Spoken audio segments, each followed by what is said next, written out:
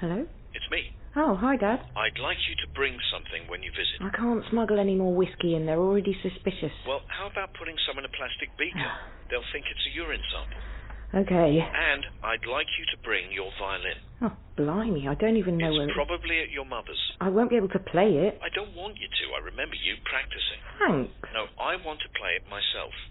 What, you're going to have lessons? I should be able to play perfectly well without a single lesson. Right. Have you told this to your psychiatrist? No, he'd think I was delusional. Yes, I expect he might. See you at 4. Can't wait. 1 violin coming up.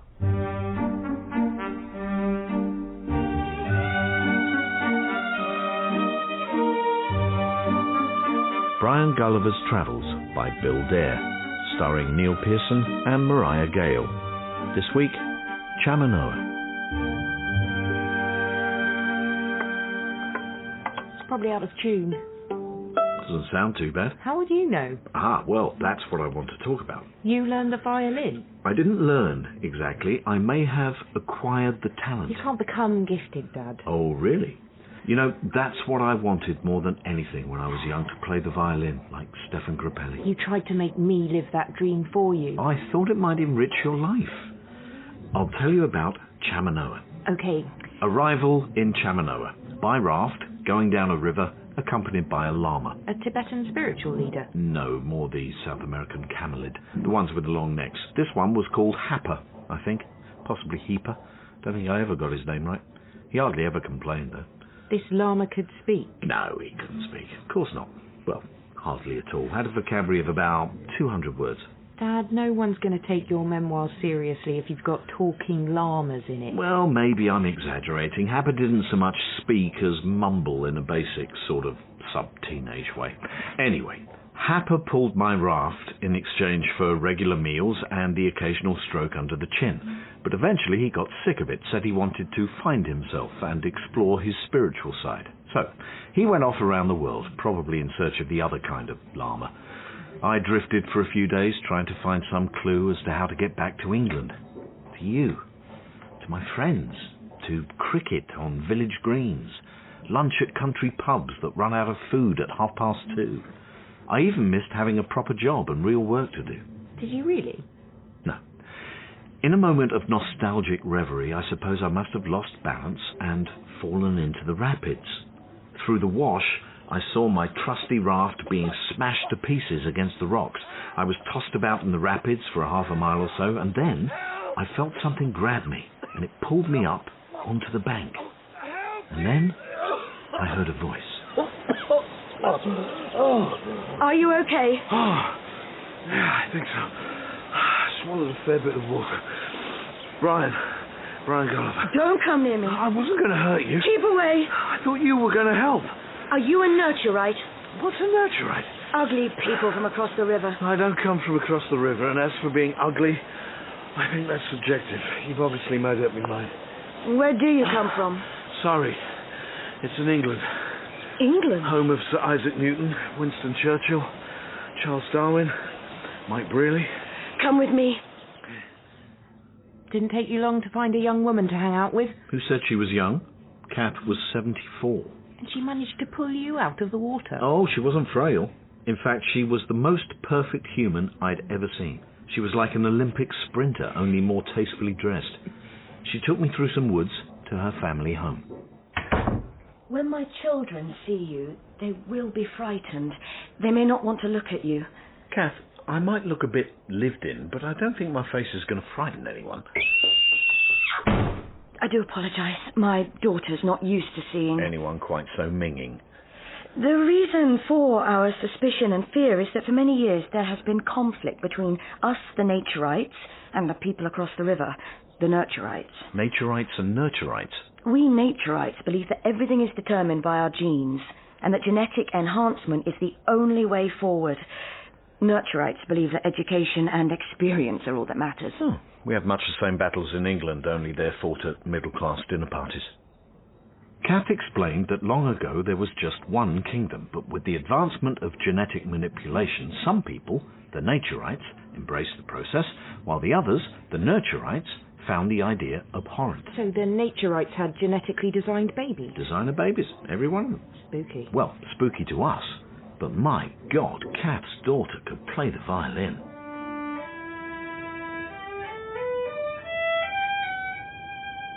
She plays wonderfully. Thank you. Fantastic. LM56. Funny name for a girl. No, that's the collection of genes we chose for her. Ah. There are about 100 different genes for playing the violin alone. You think we chose well? Oh, yes, definitely. You know, my childhood dream was to play the violin like Stefan Grappelli or Ackerbilk. Why didn't you follow your dream? I discovered real ale. Oh, listen to that. I'm so proud we made the right choice. Has she had a lot of lessons? Please, don't upset me, Brian. What have I said? Lessons. That is a nurture-right word. We do not have lessons here. My daughter is naturally musical. You are either born with talent or you are not. That is the natural way. But there's nothing natural about choosing genes. If my husband What's going on here? talk... Bordel, this is Brian. I pulled him from the river. He seems to be missing the swim gene. No, I can swim, actually. I learnt when I was 8. Learned? What's this? We don't have any learning here. He was joking, weren't you, Brian? Yes, yeah, joking. I think I've probably got a lot of the humour gene. Does anyone else around here have any? No? God, I can hardly bear to look at you. You are ugly. Now listen, Bordel, my ego is pretty robust, but there's only so much disgust a man can take in one morning. Why didn't your parents give you a better face? They didn't have a choice. Are you from across the river? He comes from somewhere called England. They have dinner parties. You have chosen wonderful genes for your daughter. You must be proud parents. Okay. Sit down. Would you like some peppermint tea? If there's nothing stronger. So, tell me about this England place. Well, in England, no one really agrees with anyone else about the nature-nurture thing. Whenever it comes up in conversation, it's considered polite to have a little argument about it. One person says, it's nurture. Then the other one says, no, it's innate.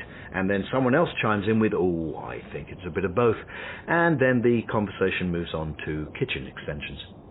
Say someone wants their child to be good at sport. What then? Most parents would leave it to the child to decide. Oh, well, that's what we do here. We leave it to the child. Let it happen naturally. Yes, well, we're all agreed. Excellent. Yeah, once you've chosen the right genes. I mean, you choose the sporty genes, and they'll naturally go for sport. No, that's not quite... We believe in the natural way. Yeah. Well, you see, in England, people believe fiddling around with genes is unnatural. Unnatural? Yes, so instead of that, we would try to encourage children. Encourage? For meddling with their motivation, you mean? I mean, that sounds a bit spooky to me. Well, not at all. You might play a few ball games. Oh, you think fiddling around with their development by playing ball, that's okay, is it? We don't really see it like that. Sounds like manipulation. Not letting nature take its course. We don't like intervention here. It's not intervention. It's just teaching. Teaching? Bordel. It's perfectly normal. We will not have that word in this house. Social engineering, that's what it is. Over the river, they take children, even toddlers, and they put them in these mental engineering places. They fill up their minds with facts and figures and make them do things they don't want. Are you talking about schools? Yes, schools. That's them. Make them into people they were never meant to be. They're brainwashed into doing maths or learning art. Are you telling me you think that's right? Well, we do have schools in England. Fortunately, half of them aren't very good, so probably don't have much effect. You disgust me. I'll face the other way if you like. Brian, everyone here believes fervently that children should be free to follow their own passions, not be controlled and moulded. Postnatal modification is forbidden. Postnatal modification? If parents haven't done it the natural way by gene selection, then it's really too late. It's just education. Education? We will not have any more talk of that here. That suits me. Shall I read some of my poetry? Oh, you're a poet? Oh, Kath's a great poet. She's one of the best. Or we could show you around our proud land. Actually, I think I'd prefer that. Good choice. We set off in their car. Kath was perfectly nice, but her husband, Bordel, was quite threatening.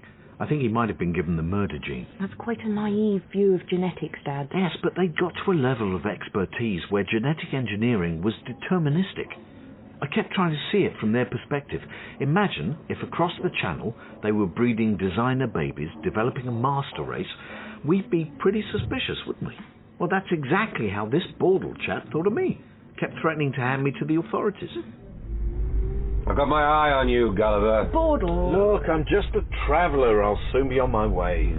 But I am rather liking your country. I haven't seen an ugly face yet. Well, look in the mirror. And everyone seems to leave their doors open. There's no crime here. Who would choose a criminal, Gene? Let me tell you the story of Frankenstein's monster. He doesn't want to hear that now. Now, actually, that sounds familiar. I'd like to hear it. Right, well, a long time ago, before technology, a man called Dr. Frankenstein had a son, but he wanted him to be perfect, so he thought he could meddle with nature. And as soon as the lad could crawl, Frankenstein introduced him to teachers and trainers and kept interfering with his natural progress. And the lad was taught to do all kinds of things. Maths, art, music, sport. He became so clever, almost superhuman. He could do anything, but this made people afraid. He was so different, you see, so strange. He was shunned wherever he went.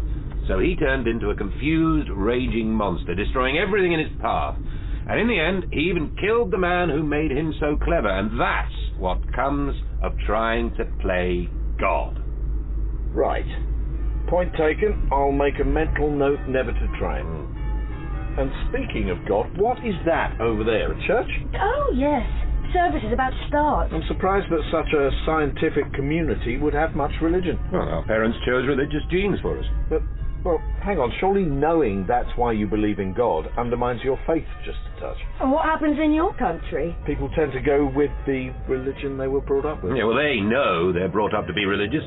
Does that stop them from believing? No, that surprises me as well, to be honest. Bordle, I'd like to take Brian round our young people's centre. Oh, why did he get the shopping in? Oh, okay. Right, but I won't be gone long, Gulliver. So, Kath and I successfully gave her brother the slip. We were alone, which is what Kath wanted. Ah, she had something in mind. Don't tell me she fell for your hideous face. No, she wanted to ask a favour. Brian, I want you to do something for me. Uh-huh. My husband must never know, and it's something quite dangerous. Now, danger. Not really my thing. You know the hero gene? I don't have one. But only you can do this. Oh, look, a young people centre. What do the young people do here if they can't be taught? They do whatever they want. They follow their interests and passions. We're entering the music centre. Tell me, if people can choose to have musical children, don't you find your society has too many musicians? I love your stupidity, Brian. Brings up my maternal instinct. What's so stupid about that? Well, how is that different if you nurture your children? Well, I'm not sure. Well, I got it. You see, even if all children had music lessons, most of the kids would give up because they're just not very good or don't enjoy it. So there's no danger of having too many musicians. So you set your children up to fail? Oh, what a horrible society. You must be so glad to have escaped. Well, we don't get everything right, but I still think if you allow designer babies, you'd have a race of blue-eyed, blonde kids who all look the same. Is that what you see? Well, no. Presumably not everyone in England chooses, say, to learn medicine. No. Society has a habit of adjusting supply to meet demand, don't you find? As soon as brown hair became popular, it would quickly be seen as common and people would want something else. Society is surprisingly self-correcting. Mind you, I do think England has far too many travel writers. It's not easy getting work. Oh, here we are. The civil engineers. What are they doing? Look at that one. She's building a model of a municipal drainage system and loving it. Are you telling me this group have had their genes selected to enjoy mucking around with sewage? Yeah, they all love and have a talent for it, which benefits society. Brian, I want you to cross the river. Look, if this is the dangerous favour you want... Please do this for me. Cross the river. But there's a river, and you've said they're all monstrously ugly over there. What if I were to give you something in return? Look, you're very attractive, Kath, but I really think... I can give you a talent for the violin. What? You'll be able to play like my daughter. Well, that would take years. And to be honest, determination is another gene I don't seem to have. Genetic adjustment. The procedure's a little complicated in adults, but quite safe. I know people. Imagine being able to play almost effortlessly. No practicing. Only enough to strengthen your fingers. And I'd be able to play like Stefan Grappelli or Daniel Barenboim. You'd be brilliant. What do I do when I get to the other side? I want you to bring back my sister. Your sister? My identical twin. First you'll need to find her. And she's over in this nurture land. Yeah. We were separated during our baptism ceremony. A strong undercurrent took her away, and rumours are that she was taken by nurturites. Every day I go to the river, hoping that I'll see her swimming toward me. The bond between twins is strong, Brian. Will you find her? Will I be able to play Beethoven's violin concerto in D? Beethoven? Yeah, he was pretty nifty with notes. So, after a few days gathering my strength, we went to the riverbank under cover of darkness. You were only motivated by the prize of instant musical ability. And curiosity, the quest for knowledge never leaves me, Rachel. Nor does an aversion for danger. Well, on this occasion, my better nature prevailed. Or perhaps my better nurture. I got in a boat that Kath had procured for the purpose. Got everything you need? Yeah, I think so. Life jacket, compass, cheese, photograph of your sister. She looks just like you. It is me. We're identical. Of course. You'll probably be welcome there. You look like them. Hideous, you mean? Aesthetically disadvantaged. Look, Kath, what if your sister doesn't want to come back? Try to persuade her, Brian. But what if she doesn't want to come to a society based on eugenics? A practice that will seem as alien to her as it is to me. I have to trust you, Brian. If you believe my sister would be happier there, then let her stay. Really? Yes. Okay. Well, bye. And that was it. I set off across the river. And the other side, well, I was expecting them to be like us, you know, an ordinary mix of types, but they were hideous. Or perhaps they just looked awful in comparison to people who could choose better genes. Did you want to turn back? What I did when I saw some pretty disturbing abuse, a little girl being dragged, kicking and screaming to a ballet lesson. It's hardly abuse, Dad. The naturites would have thought it was. And then some poor kids having to play football in the cold and the mud, being shouted at by desperate-looking mums and dads on the sidelines. That's a normal Sunday for a lot of people. Yes, and it's cruel and inhumane. Right, so all the children were being forced to do things they didn't like and were no good at. Well, none of them looked happy, I'll say that. The streets were strewn with litter and, oh, the smell from the sewers. Let me guess, there was a shortage of drainage engineers. I assume so. No one had been programmed to like it. How did you go about trying to find Kath's sister? Made copies of the photo, put posters up everywhere. Eventually, a woman called round at the hostel where I was staying. My name is Handel. I think I'm the person you're looking for. I do believe you are. You look exactly the same. And sound the same. I only know that I had a sister. Is she okay? Kath is fine. She's got a great daughter, house in the woods. She's a poet. Poet? Yeah. Something wrong? Is poetry banned here or something? No, not at all. I was so lucky to have been rescued. My parents here have given me a much better life than the one I was born into. They brought you up to believe that, did they? I have many questions for you. How do you know my sister, and why have you come in search of me? Handel, why don't we go and have a coffee and talk it over?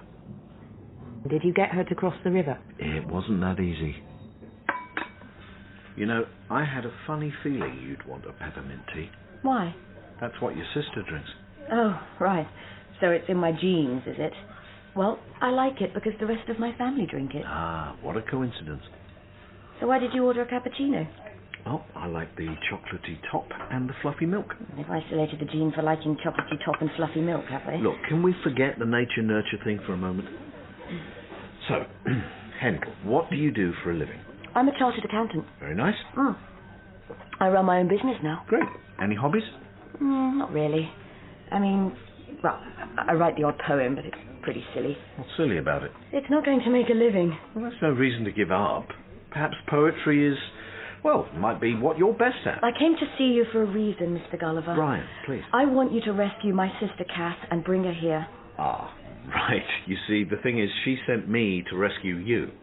It's another thing you have in common. That's ridiculous. Why? She thinks you're bound to be happier in a place where your innate instincts can flourish. Innate? You like poetry because your parents chose those genes. They wanted you to be poets. What's wrong with that? We believe children should be loved unconditionally. Love should not depend on how well we fulfill our parents' expectations. Why did you do accountancy?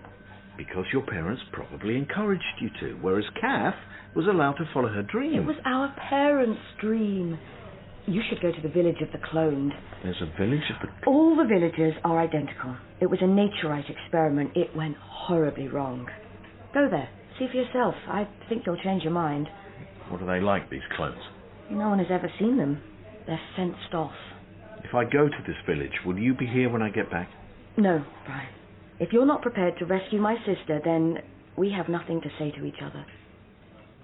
Well, my thirst for knowledge got the better of me, and I decided to visit this mysterious village. You did another dangerous thing. As a travel writer, one becomes expert at assessing risks, and sometimes one has to stare danger in the face. And someone told you it was completely safe. That as well. So, I rode back across the river and found this reservation. I approached the perimeter, climbed over a fence, and walked through some scrubland till I came to some buildings. And I saw this man, about 50, slightly thinning hair, quite chirpy looking. He thrust his hand out for me to shake. I practically fainted. It was one of the most peculiar sights I've ever seen. Why? Because he was me. You? Like an identical twin. Hello, can I help you? I, come from... Who the hell are you? My name is Fate. You look like me. Sound like me. You are me. I could say the same about you. How did this happen? I'm in some horrible nightmare. Have you just arrived from outside the fence? That must be unnerving for you. How about coming for a pint of ale and some cheese? Calm you down. Might even have some malt whiskey. You like malt whiskey, don't you? Follow me. This is where you belong. Gosh, a traditional pub. And another one. And another one. There are loads of pubs. Yes, cheese shops and pubs. That's all we have here. This one is my favourite. Yes, it's the most appealing by far. Trouble is, of course, everyone else thinks so too, so it's full. My God. What's wrong? Everyone in there looks like me. Of course they do. Now, this is freaking me out. I need a very, very stiff drink. Dad, I don't understand how they got hold of your genes for this experiment. The nearest I got to an explanation was that there must have been a telegenetic wormhole in space-time. Right. Makes perfect sense when you think about it. And there's something even stranger. Why did they want to clone your genes? Well... You're not gifted or industrious, handsome or virtuous. Well, that, I suppose, is why the experiment was considered a total disaster. Apparently there was a mix-up in the lab and they thought they were creating perfect humans. And instead? Lots of me. They must have been devastated. Well, that's why they fenced off the area. They lived in a sort of reservation. But how did these Brian Gulliver types survive? Well, they couldn't look after themselves, obviously. Too lazy? I think that's a little unfair. They were too busy musing about life to work. Musing? In a pub? Often in a pub. You mean none of your clones did any work? No. And I must admit, while I was there, I didn't do a jot either. Why didn't you all starve? Well, the naturites, whose fault it all was, delivered supplies every day. Food, beer and whiskey, adult reading material. It was rather nice. Chewing the cud amongst men with whom I felt an instant kinship. No one made me feel inadequate. No one was more intelligent than me, or more alluring, or better endowed. But, Dad, your identical twins had a completely different upbringing and life experience. Well, we weren't exactly alike. Some, for example, were quite tidy, and a couple were into exercise and sport. But when it came to the fundamentals, we were like peas in a pod. And since you're so fond of yourself, you're in a sort of ego heaven. Ask yourself this question, Rachel. Would you like there to be more people like you in the world, or fewer? I think more. That answer indicates that you're a nice person. Who wouldn't want a world with more nice people around? Only nasty people give a different answer, and I loved being in a world full of... barflies. Yeah. But eventually, I tired of drinking, eating cheese, and musing about life, and there were various issues. Conflict was not as rare as I'd first thought. You see, in a world where everyone has the same tastes, they all want the same thing. Take clothes. A shipment of cardigans would arrive. We would all want the brown ones with white buttons. 1,000 packets of cheese arrived. We'd all grab the farmhouse extra mature. And some of the delivery drivers were women. And, well, let's just say there were quite often problems in that area too. So I decided it was time to go. Hang on, if you wanted to go, then... And they all wanted to go, of course. But Years of being in the village had dampened their determination. They didn't have the fire in the belly that I still had. I still yearned to play the violin. Didn't the rest of them? Yeah, we talked a lot about the violin. None of you thought to start practicing? Learning, not allowed. And we were all too lazy. One day I gave the guards the slip and returned to Kath's cottage in the wood. I'm sorry I was so long, Kath. I was afraid you'd been reprogrammed in one of their training centres. My poor sister. You did try your utmost to persuade her to come. Yes, but I'm afraid she's been nurtured into thinking that nurturing is a good thing. If only we could have her opinions surgically corrected. That's changing who she is. They're the ones who changed who she is. Well, I don't know who's right. I suppose now would be a bad time to mention violins. Self-interest's never very far from your mind. I was born that way. Did they arrange for your genes to be modified? Yes, quick operation, and I was told that I could master the violin as soon as my fingers were strong enough. So, designer babies, where do you stand on the issue now? Every advance in science increases our ability to make choices, doesn't it? But when it comes to manipulating genes, we ban it. I think the argument for loving children unconditionally is a pretty strong one. But the difference between imbuing a child with a certain culture or set of beliefs and choosing a desirable set of genes is less profound than I thought. Parents will always want to manipulate their children before birth, after birth. So you'd be quite happy for rich people with the best doctors to give their children an unfair start in life? What's a private school? Still leaves room for free will. St. Barthel's for boys didn't. I have the scars to prove it. Look, why not just use technology and teaching to make our species the best it can possibly be? What about messing around with people's genes once they're born? I'm not sure. I never got a chance to test my virtuosity with the old fiddle. Why not? Well, I had to sneak away in the early hours. Well, you see, Kath, she and I became quite close, intimate, really, and then one night her husband came back and, well, the thing Should we is... just skip this, Dad? Yeah, fair enough. Your fingers won't be strong enough. I don't even know how to hold this thing. Wait a minute. That seems comfortable, like this. But if you've never played before... So I put the bow here, like this. Yes. That feels very natural somehow.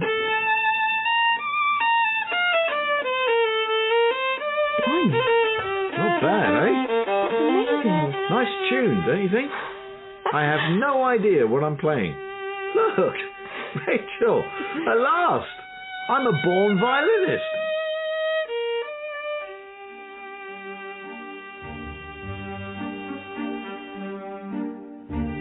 In Brian Gulliver's Travels by Bill Dare, Brian and Fake were played by Neil Pearson. Kath and Handel were Lisa Dillon, Rachel Mariah Gale, Bordle Toby Longworth, and the violinist was Amy Butterworth. The producer is Stephen Canny.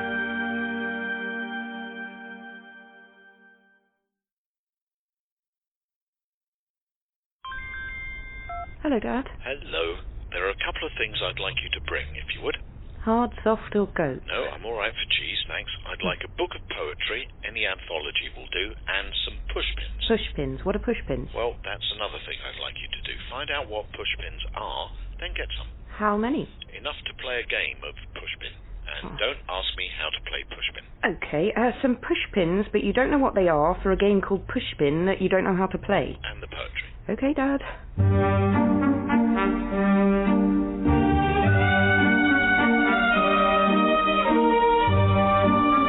Gulliver's Travels by Bill Dare, starring Neil Pearson and Mariah Gale. This week, Lessington.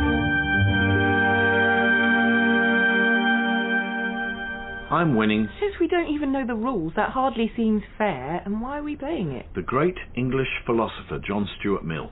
Pushpins as good as poetry. He was paraphrasing Jeremy Bentham. The game of pushpin is of equal value with music and poetry. I should think it's better than a lot of poetry. So this all relates to... A place called Lessington. Lessington sounds English. Actually, it was Lessington-on-Sea. I'd been walking through a desert for several days, having escaped from the Harmaginians, the laziest people I've ever come across. They have 1,000 different words for afternoon nap. And you wanted to escape? Rest has no meaning without toil, Rachel. After 2 days in the desert, I came to a road. Excuse me? Hi, I'm a travel writer. I'm a little lost. Is there somewhere to get some food and drink? That would depend upon what you want. Oh, anything. I'm literally starving. Literally starving? Haven't eaten since noon. So not literally then. Put it this way. Hungry enough not to want to argue with you about linguistic styles. Sounds to me like you'd feel at home in Lessington-on-Sea, right at the next junction. Thanks very much. So I followed the directions. After a few yards, I saw a sign on the road saying, "Have fun in Lessington-on-Sea." And then someone had written, "But if you can read this, you probably won't." But you carried on. I was drawn to the smell of something cooking. As I reached the outskirts of the town, I could see food stands on every corner. Hello. What can I get you? I'm so hungry I could eat anything. Chicken nuggets? Well, when I said anything, I didn't mean anything. Well, that's all I've got. Chicken nuggets.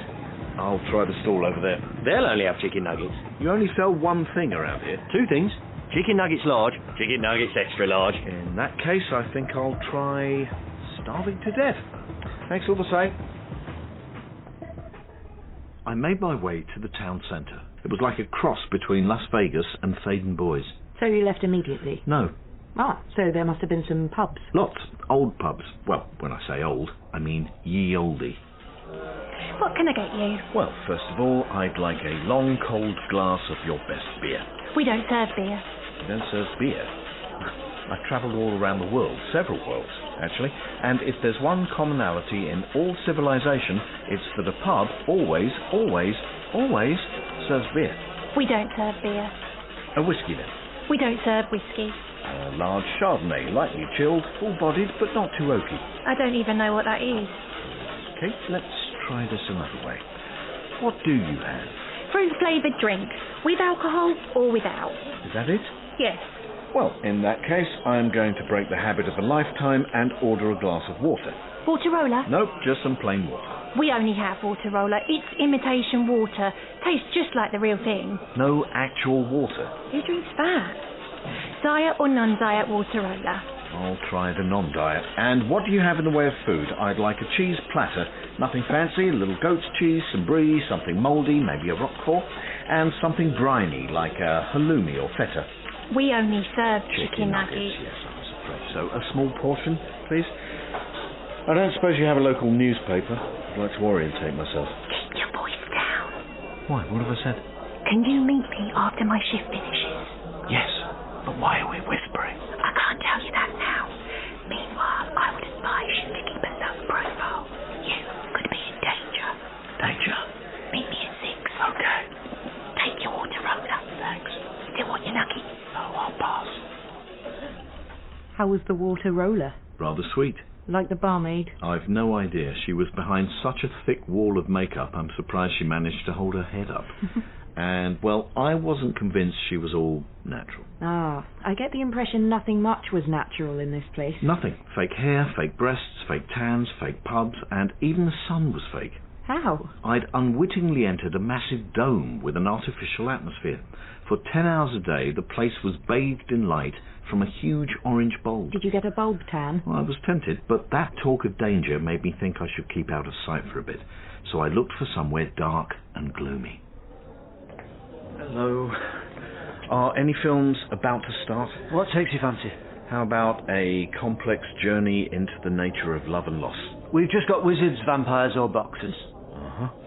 Well, I'll try a boxing film then. The boxer returns again, the boxer begins again, the boxer begins again and then returns, and the boxer begins again and then returns too. Actually, I don't want to watch boxing for 2 hours. 2 hours? They only last 3 minutes. Boring after that, aren't they? Films. Lord of the Rings certainly was. I'll see, that last one. Want some nuggets with that? No thanks.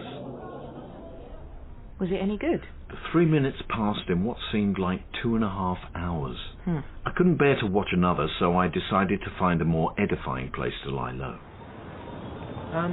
Could you tell me where I could find the nearest library? Oh, what is it? A new kind of ride? It's where they keep books. Now, I have heard of them. Oh, I know where this is, Dad. Britain in about 5 years' time. So now you decided to leave this town and never come back? No, because it was fascinating. All around me I saw people enjoying themselves on the rides and the slot machines and the food stands. In fact, Lessington was the happiest place I've ever been. But you must have hated it. You were missing all the things you like. Whiskey and cheese and, well, mostly those. I hoped that my new barmaid friend might show me the more sophisticated side of Lessington. I met her as arranged. She looked a little nervous and said it would be safer if we went back to her place. So, lovely place you have here. Where's the kitchen? Kitchen? The kitchen. It's a place where people cook. What? Cook. Prepare food. Thought I might rustle up a simple bolognese or an aubergine parmesan, a tricolor salad. You see, I could do with something that isn't chicken nuggets. Exactly. There's nothing that isn't chicken nuggets. Is there no nourishment in this town that exists outside a nugget? No. What about a kebab? We used to have them, but you had to wait for them. Yeah, 5 minutes sometimes. I don't suppose there's a drink that isn't sweetened? No. And from what I've seen, no theatre, no concert halls, no libraries, no films that last more than 3 minutes? No, they're boring after that, aren't they, films? Lord of the Rings certainly was. Is there no music that has any kind of tune? Tune? All I hear is a relentless thumping everywhere. Wicked. So why is everyone so happy? Why not? Everything's fun. Whiskey is extremely fun, but I assume you've never tasted it. In fact, Cheryl, can I tell you something? Most things that are truly worthwhile take some investment to enjoy. Theatre, opera, ballet, French films. Actually, forget that last one.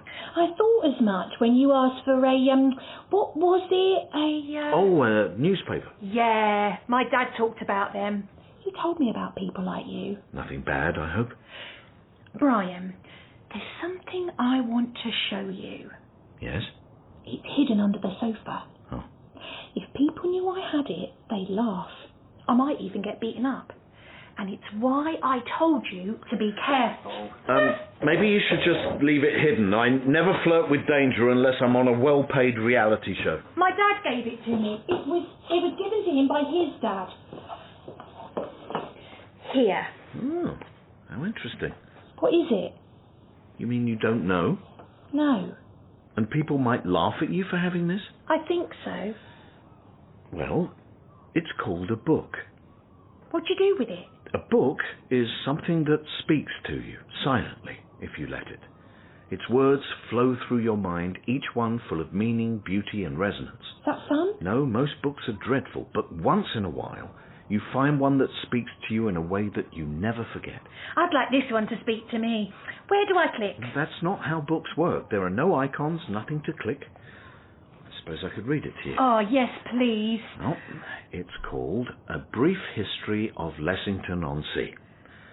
Are you sitting comfortably? And so I learned how the town of Lessington-on-Sea came into existence. About 100 years ago, there was a big city called Muchington.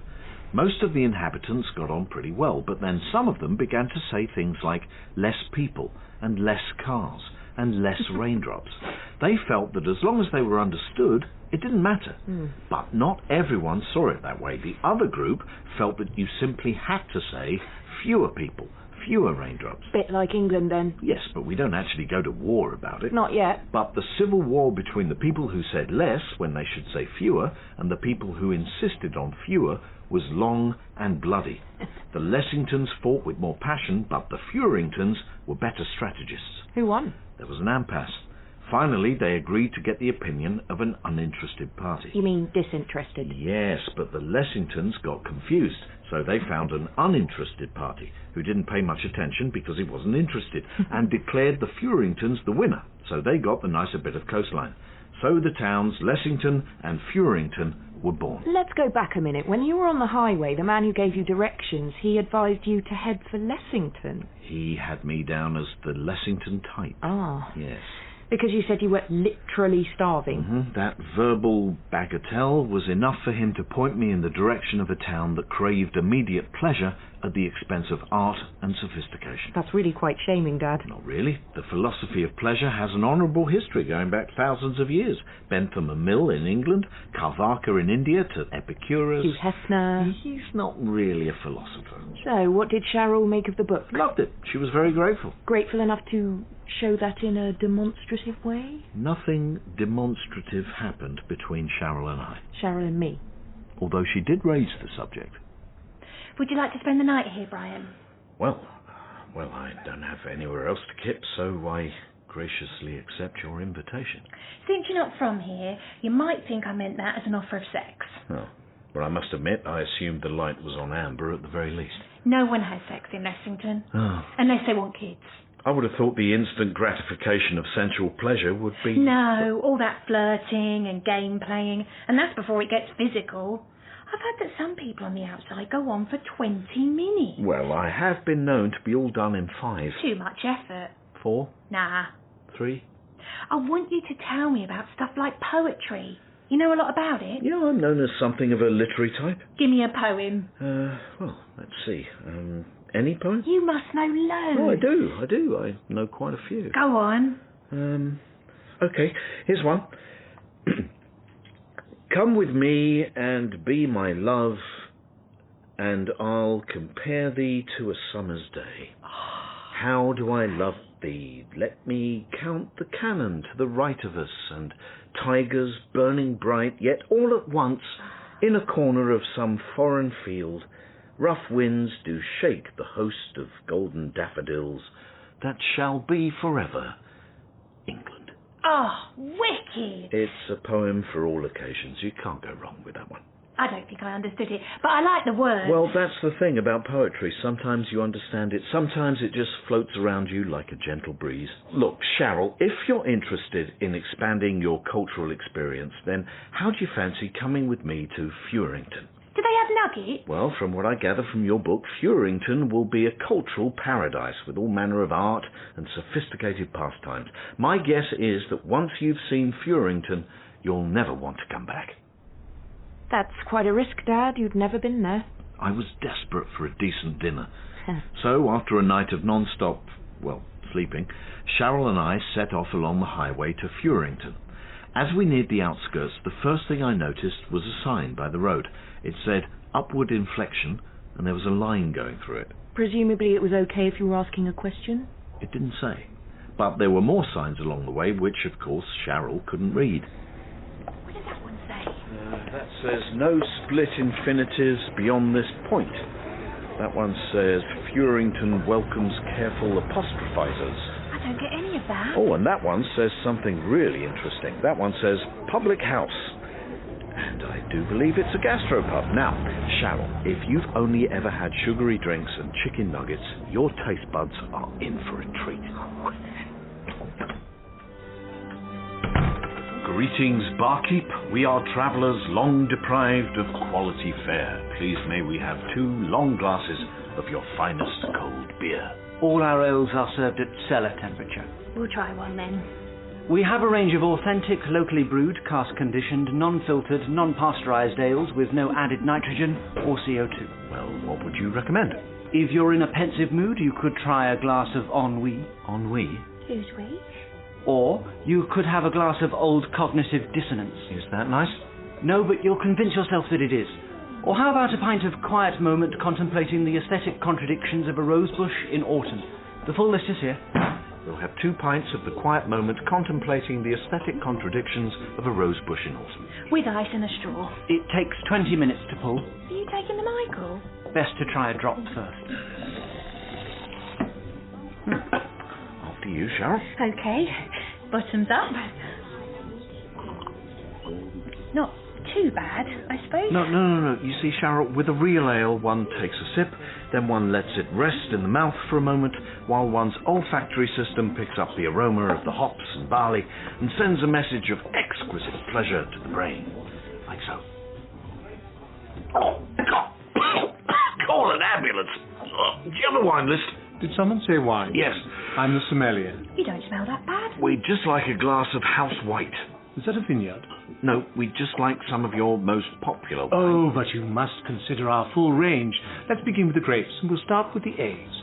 Edani, Alrica, Albolonga. Tell you what, while we look at the wine list, perhaps we'll just have a glass of water. Did someone say water? Let me advise you, I'm the hydrolia. Hydrolia? Hi, Jolia. I'm Cheryl. Just a couple of waters, please. Which mix of nitrates and phosphates does Sir prefer? Here we go.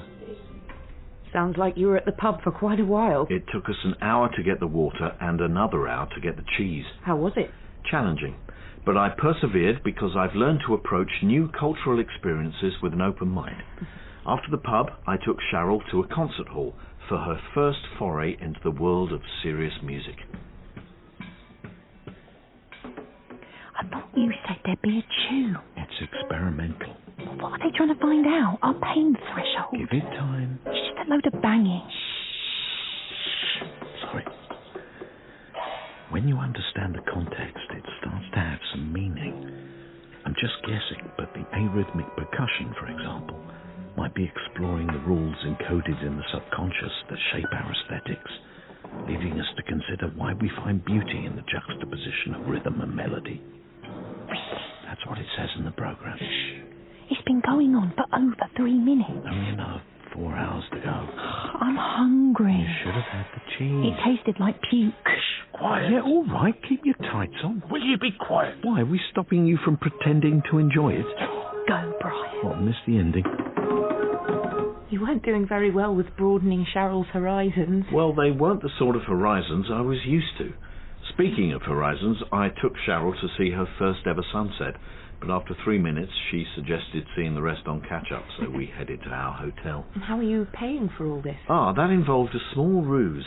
In the local paper, the Furington Review, there was an article about an anonymous street artist. So I went round telling people I wasn't him. The more I denied being him, the more convinced they were that I must be the man. And that did it. Someone offered me a fortune to draw a picture on a napkin. You lived in luxury? Well, we would have done, but we couldn't face the food.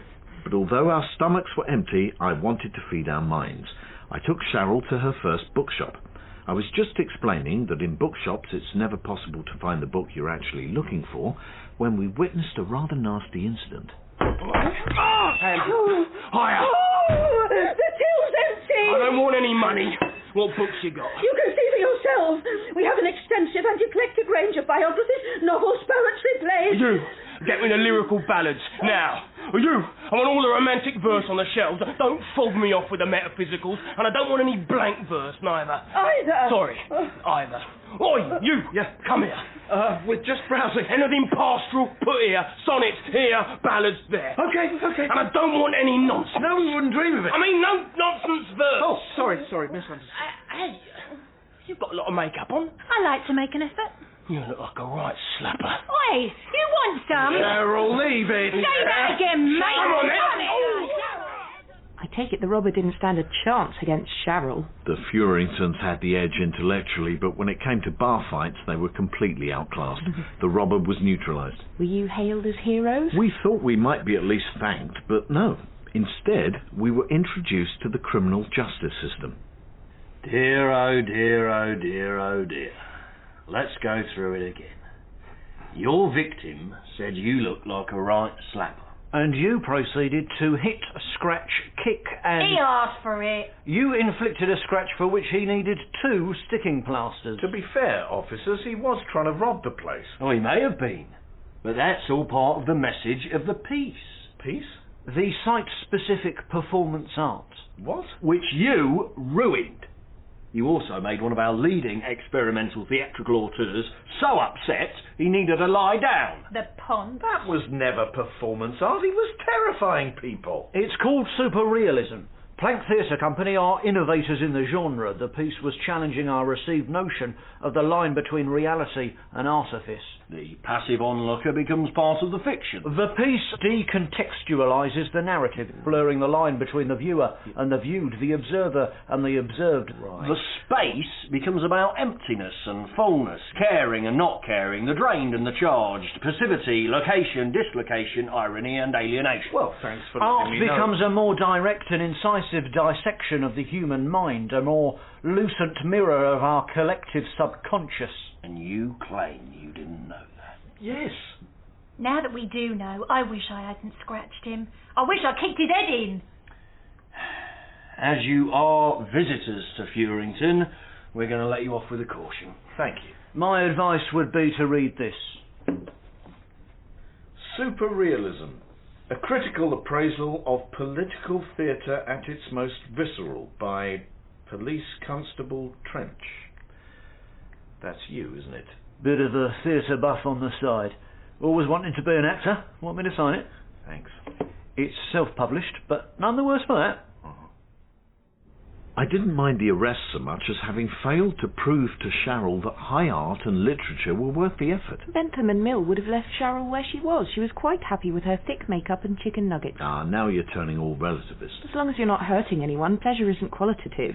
The elite will always want art that others can't access precisely because they can't access it. Funnily enough, that's what Cheryl said. Well, she didn't use those words exactly. Look at that, Cheryl. The sea, in all its powerful majesty, without a sun lounger or parasol in sight. I want to go home, Brian. Oh, we've barely been here a day. Like all the best things in life, Furington is... An acquired taste? Well, appreciating the great mysteries of art and beauty can take a lifetime. All their stuff is aimed at making sure people like me don't get it. Because if we did, they'd invent something else that we didn't get. Well, let's try to find something you'd like. A film. Right, let's see what's on in the Furington Review. Films. Oh, here we are. Let's see. Stefarani's film has no plot, no characterization, no central theme, and nothing to say. It is quite simply a masterpiece.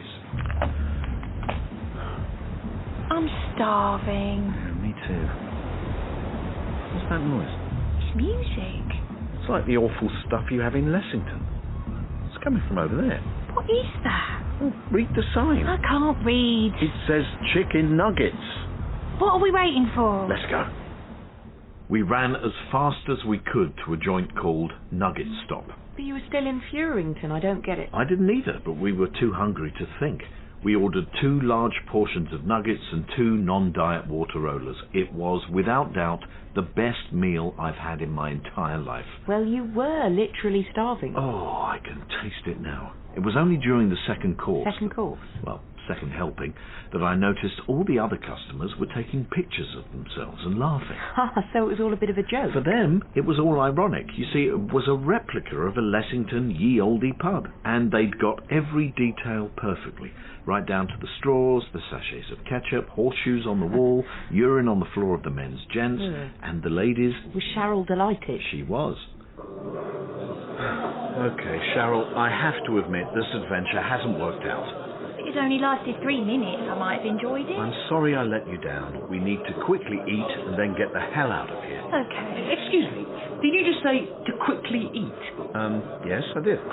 My fiancée and I find that very offensive. What are you talking about? I would like you to apologise. What's going on? This man has just split an infinity. Leave him alone. He was probably being ironic. Exactly, it was ironic. It was all very knowing, wasn't it, Cheryl? What's going on, Brian? We were just immersing ourselves in the Lessington experience, you know, getting into the spirit of it. Apologise. Apologise to who? Oh, he's done it again! It's to whom? Leave him be. What? Are you going to apologise? Leave him or I'll throw you out. Step away from the verbal inexactitude. Yes, leave him alone. This is taking the Lessington theme too far, I could everyone. have the lot of you, you stuck-up ponces. You and an army belonging to whom? You get off me! I happen to believe that language is an evolving entity, and linguistic conservationists like you are stifling its development. Now, if you'll excuse us, we are going to quickly leave. Stop! This is preposterous!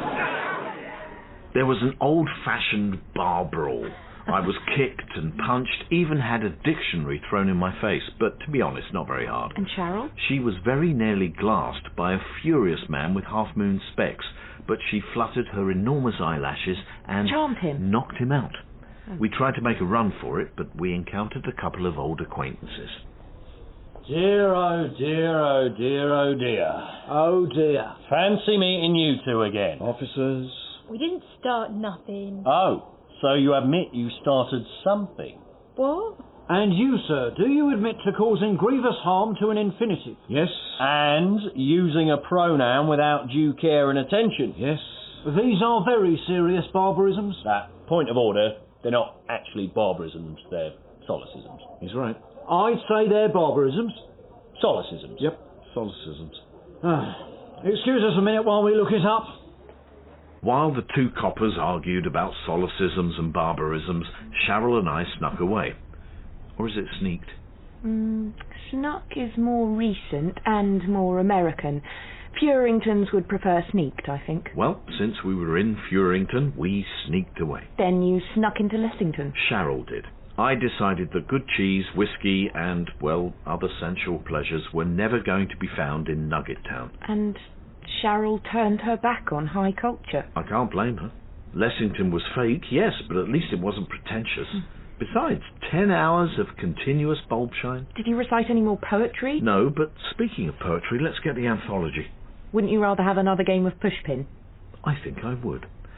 Whose turn to start? It was yours last time. Right. Oh, here are a couple of larger pins. Shall we use them? It. What? There's one couple, singular, so we'd be using it. Here are a couple of pins. Shall we use it? Here is a couple of pins. Shall we use it? I'm not saying that. It's correct. I couldn't be more disinterested. Well, if you're going to talk like that. In Brian Gulliver's Travels by Bill Dare, Brian was played by Neil Pearson. Rachel, Mariah Gale. Cheryl, Joe Bobin. The police were played by Fergus Craig and Colin Holt. Guide, Patrick Brennan. Shop assistant, Christine Absalom. Waiter, Harry Livingston. Robber, Sam Alexander. Audience members were Bill Dare and Sharon Leonard. The producer was Stephen Canny.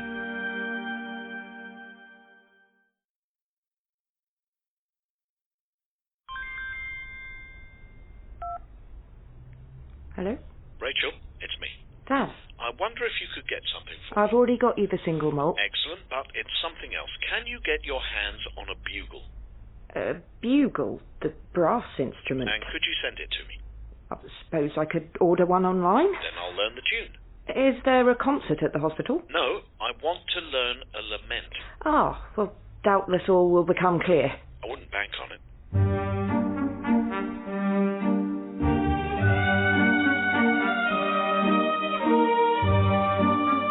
Brian Gulliver's Travels by Dan Tetzel, starring Neil Pearson and Mariah Gale. This week, Gravinia and Plump. I think you need a bit more practice, perhaps after I've left, and I suggest you go to the far side of the gardens. One of the orderlies has said that if you keep making that noise, he's going to apply the bugle as a suppository. Dad! Got your notebook? Let me guess, a country run by jazz buffs? You're not showing much respect to the glorious dead. Which glorious dead? What I was Trying to play. I never claimed I was Kenny G. Definitely not jazz boss then. Oi, this is the Gravinian Lament for the Fallen. And I think you should take a moment and think about all they've done for you. Which is? Let's call this chapter Gravinia, or Gravinia and Plump, or Gravinia and Plump and Lesser Gravinia and the Principality of West Plump. So 4 countries? 3, or 2, or possibly 4. I never did work it out. Let's just call it Gravinia. And you arrived how? I'd been in a country called Hammonqualia. It was inhabited by a people so ugly that none of them were attracted to any of the others. How on earth did they reproduce? That's what I wondered. Turns out they were very caring people, so the only kind of sex was the sympathy shack. So, unless someone felt sorry for you, you were left on the shelf. Did you manage to... I did very nicely, thank you. It's the lost dog expression. Unfortunately, although there was plenty of opportunity... They were all hideous. You can only stoke the fire so often before you have to look at the mantelpiece. I ended up being chased along the highway by 30 very caring, maternal, revolting gargoyles. I managed to board a train before being gang-hugged. Nasty. Quite. I meant you. Well, I got a seat and went straight to sleep. When I woke up, I went to the buffet car and ordered a breakfast of microwave bacon sandwich and as many miniature whiskies as would fit in a plastic cup. You look like you needed that. Well, the first half. Second half was pure indulgence. Another? I don't mind if I do. Brian Gulliver. Philip Felixson. Same again for my friend, and I'll have a warm orange juice and a slightly too large packet of crisps. So, Brian, what line are you in? Journalist. War correspondent? Oh, no fear. Travel writer. Not much work for travel writers in a war zone. A war zone? Didn't you know? No. I always avoid war if I can help it. I don't even like arguments. Oh, better take your word for it then. Now, once we're over this bridge, we'll be passing very close to the front line, so you might want to get the old helmet on. No one told me I needed a helmet. Don't do a lot of research, do you, Mr. Travel Writer? No, I'm a travel writer. Well, I might have some samples in here somewhere. Samples? Yes, I'm a supplier of aggression-neutralizing equipment. Oh, an arms dealer? Yes. Hold that, would you? Do I have to? Oh, don't worry. Safety catch is on. All the same, don't point it at me if you wouldn't mind. I don't think I'd know what to do with this. You don't have a white flag in there, do you? Ah, here we go. One Mach 2 standard issue Gravinian helmet. How about some body armour? Yes, I might have some... Flak jacket? Actually, anything at all. You see, I have a bit of a fear of, being shot at. The phobia? I don't think a fear of being shot at really counts as a phobia, does it? No, they don't shell the railways very often. And even then, it's almost always accidental. They apologise afterwards. Oh, well, politeness is so important. Though it might be wise just this once to duck and cover. Looks like we might be getting some friendly fire. Does friendly fire hurt any less? Oh, an LX-37G. Very good choice of weapon, that. I think I'll want a really big apology. The train bucked off the rails and I was thrown against the bar, smacked my head against the little metal shelf where they kept the condiment sachets. It's just like they say. My whole life flashed before my rapidly dimming eyes. All the good times, all the bad, and rather bizarrely, right in the middle, an advert for Twix. You're probably missing the comforts of home, but you didn't die, I take it. Oh, I did. I was pronounced dead. It was rather disconcerting. Oh. You're awake. I'll have another one of those miniature whiskies, if I may. Where am I? Oh. Hello, Vicar. Oh, I'm not a vicar. I'm the chaplain. Oh. No. Oh. Don't sit up. You've had quite a nasty bump. I thought I was going to die. So did we. You were a right old mess when they brought you in. Turned out most of the blood was ketchup from those little sachets. Lucky you were in your body armour. Though that ketchup won't come out. You rest and I'll see about getting you a grave. A grave? Just hang on a second. So which regiment were you again? We do like to keep the regimental dead together. It makes it all the more clubbable. I wasn't in a regiment, and I'm not dead. Ship then? A naval casualty? Do I look like a man of war to you? I don't even do a contact sport. You weren't in the military. Stop using the past tense. I'm alive. Legally, as a member of the Gravinian Armed Forces, you are sadly dead. But I'm not. I'm a law-abiding, living, breathing, peace-loving civilian. So why were you wearing regulation uniform, helmet and body armour? In case some lunatic blew up the train. I'm also wearing deck shoes and cream trousers. That's not uniform, is it? Unless you've got the most loose navy in the world. The thing is, this is a war cemetery. You wouldn't be here unless you were, you know... But I'm not dead. I'm breathing. I'm talking. Well, actually, you're shouting.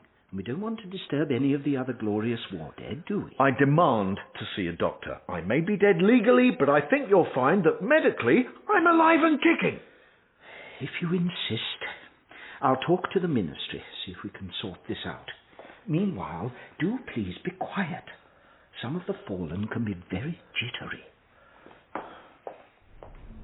You didn't just stay there, did you? I would have tried to get out as soon as possible. That's exactly what I tried to do. I left my room and found myself in this long, featureless corridor. When I reached the end, there was another corridor. The whole building consisted of corridors, and off each corridor were 20 or so rooms or cells, and in each cell was a man. Most had lost a limb or an eye, or were horribly burnt. Others just stared at the walls, or screamed, or cried. How horrific. I'm not normally one to make a fuss, but when I saw these poor wretches, I found the chaplain's room, barged my way in, and demanded to know what was going on. Mr. Gulliver, you should be resting in peace. Back to your slab, please. Those men, why are they in here? You were not meant to see them. I was just trying to find a way of getting you out of here without putting you through it. Most unpleasant for you. But you will, of course, tell no one what you've seen. You haven't answered my question. Who are they, and why are they here? Never you mind. I do mind. Where else are they supposed to go? A proper hospital. We can't have that. People might see them. They are the fallen, the glorious dead. But they're not dead. Well, as good as. What use are they? They've made their sacrifice for the good of the nation. It's hardly the nation's fault their sacrifice wasn't 100%. It's not their fault either. No. So why should they have to see the faces of people on the street turn away in disgust and fear? Much better to stay here. Let people remember the hero.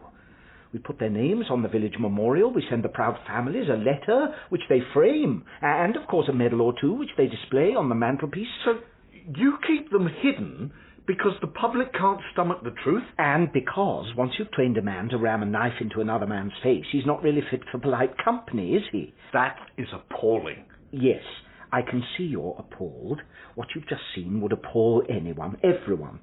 And then what would happen? Uproar, I should think. And a lot of moaning minis going on peace marches and demos. You civilians, you just don't want your war heroes with stumps and 90% scar tissue. Everyone should know about this. It should be shouted from the rooftops. I'm going to tell the world. If you want to be brought back to life, you'll have to sign a confidentiality agreement. And if I refuse?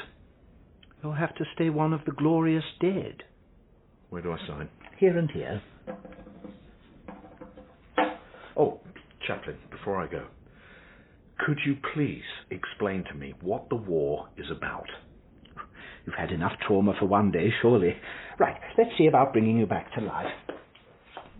And so, after 3 days and a lot of red tape, I was raised from the dead. And you ignored your contract and did the decent thing and told everyone about those poor soldiers. Well, not straight away. One can't rush headlong into changing the world, Rachel. So you went to the pub? If only I'd seen one.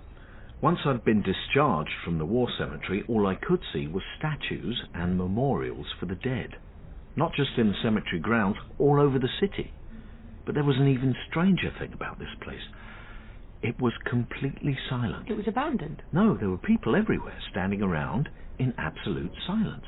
Cars, buses, all traffic stopped in the middle of the street, engines off, their drivers just staring into space.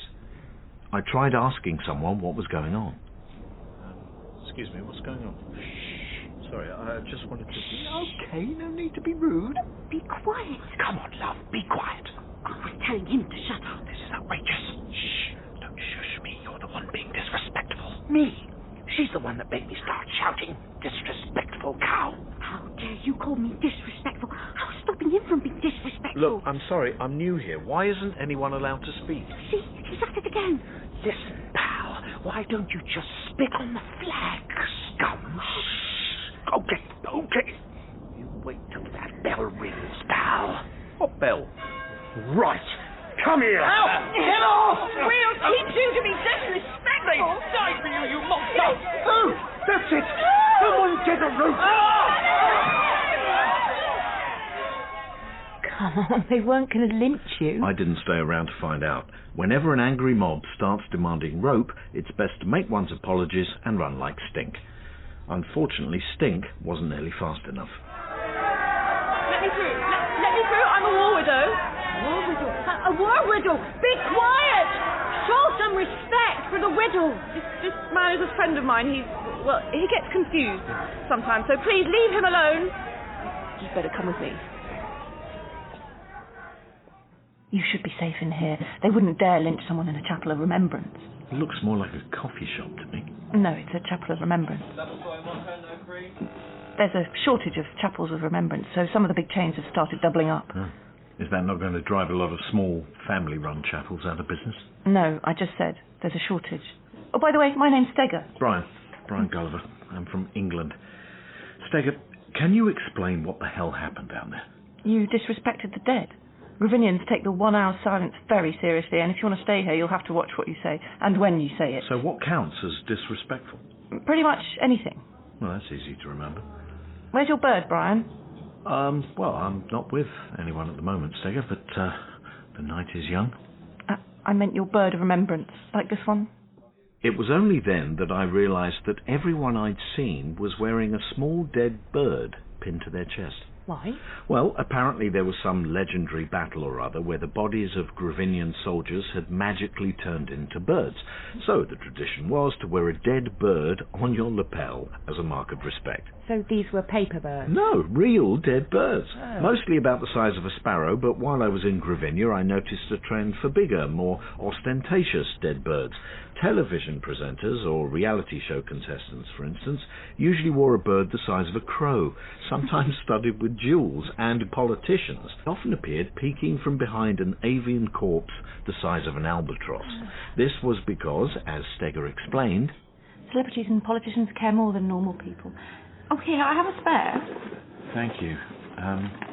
It's rather bloody. Oh, the bloody ones are the best. Here, let me pin it on. Yeah. Oh, you'll get used to the smell. It's what they would have wanted. There. Oh. See? Sorry. What is it? Nothing. It's silly. It's you remind me of my husband. That's all. I mean, you're much older. Much, much older. Yes, I get it. How long's it been? Oh, almost a year. I've got a medal, a letter of condolence. There was a lovely ceremony. Oh, that's nice. Look, I have good news for you. He may not be dead. What? I've just come from the war cemetery. I know what's going on. You're a deserter? No, I've nothing to do with the army. In fact, I'm a pacifist. A what? I happen to think war is wrong. Wrong? Yes, I hate violence. Oh, you're a coward. Oh. No, in fact, in a country that seems insanely keen on war, being a pacifist actually takes a lot of courage. Probably more courage than being a soldier. Really? Well, maybe not quite as much. You shouldn't be saying these things. Where I come from, we have a little thing called free speech. Yeah, and so do we. Freedom of speech is one of the things my husband died for. Or didn't die for. Well, he didn't die so you could use that free speech to disrespect his memory. No, that's what I'm saying. What? Oh, look, this is ridiculous. Steger, your husband could be alive. That normally counts as good news. I'm not listening to this anymore. Goodbye, Brian. You going? Well, I'm not staying while you insult my husband's memory.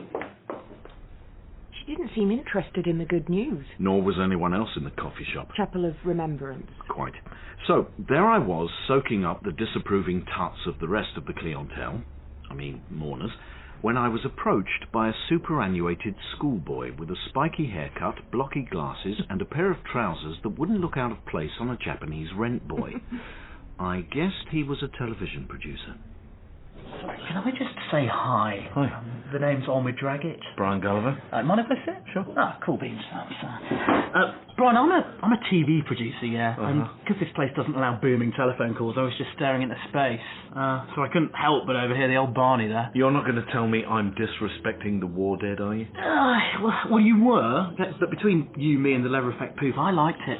I mean, it was deeply offensive and needlessly combative, but for that reason, I'd like to book you as a guest on the second highest-rated current affairs discussion show in Gravinia tonight. Gravinia Tonight. Why? Look, obviously, I support the war. Everyone I know supports the war. Everyone who watches the show supports the war.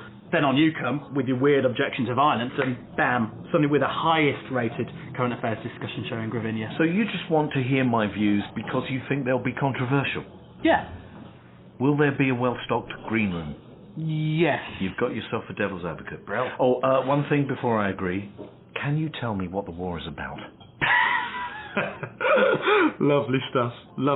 But save some needlessly offensive gibberish for the studio, right, Brian? Your nose for a free drink is uncanny, Dad. The fact that TV has a larger refreshment budget than radio or print media had nothing to do with my decision. Or my behaviour. Let me finish. War is wrong. Let me finish. Go on then. Well, I had finished, but I'll say it again. War is wrong. Well, we've heard from Brian Gulliver. Professor, your thoughts? I'm shocked. He probably doesn't even know why we're fighting. Okay, why are you fighting? Because I've been here a week and no one's told me. Well, perhaps you should ask the enemy. And they are? I think it's disgusting that our boys are out there dying while Brian just sits here with that smug look on his face. This is my normal face. He should go back to Plump or wherever. Well, Brian, how do you answer that? If you hate Gravinia so much, why don't you go back to Plump or wherever? Because I don't know where Plump is. No surprise there. Well, join us after the break, when I'm sure Brian will be saying more outrageous things. Is this what they call the fog of war? I doubt there were more than 3 people in either country who knew what the hell was going on. There was a war, there had always been a war, and that's all anyone needed to know. Here was me, stuck on a TV show without knowing a thing about it. That's not especially unusual. Have you seen Question Time recently? They had a clown on it. Well, comedians No, do sometimes. an actual clown with a red nose and big shoes threw a bucket of confetti on David Starkey. Looking back, I think a clown might have done better than me. Brian, great stuff in the first half. Super stuff. For the back end, perhaps you could oomph it up a bit more, yeah? How do you mean? Okay, well, sometimes it sort of sounds, and this is just how it sounds, but like you're making a serious point that you sort of believe in. Well, I am. Okay, I thought you said you'd been on TV before. I was hoping to add you permanently to the mix, the out-there guy we love to hate. He says what everyone's not thinking, but, if you've got principles, sure, I respect that. What did you have in mind? Have a look in the bag under the desk. Is this a portable barbecue? And we're back in 3. Welcome back. You're watching Gravinia Tonight, and our hot topic this evening is the war. Is it right, or is it, according to a startling new theory put forward by one Brian Gulliver, wrong? Brian, let's start with you again. Right, okay, here goes. Dirkus, I think there's been enough talk. What we need is action. So you're going to have a barbecue? No, I'm making a statement. A statement so literally inflammatory that people will surely go beyond their immediate responses of dismay and horror and take the time to listen to my argument.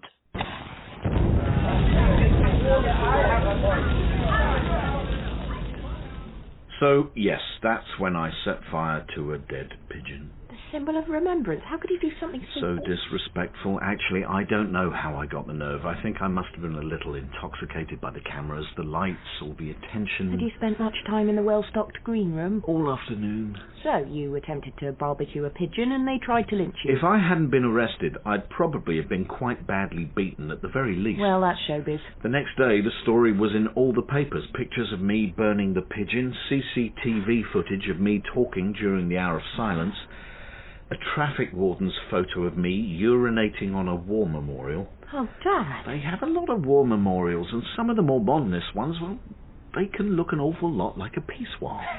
I was bundled into a police van and driven through an angry mob. Where are you taking me? Somewhere safe. If I had my way, I'd let the angry mob have you. But just to be clear, you don't have your way. No, I don't. Good. You're lucky there's a prolong the war march today, otherwise there'd be enough people to tear this van apart and hang you from your yellow guts. But just to be clear, there aren't enough people, so you're safe. Just making my feelings known.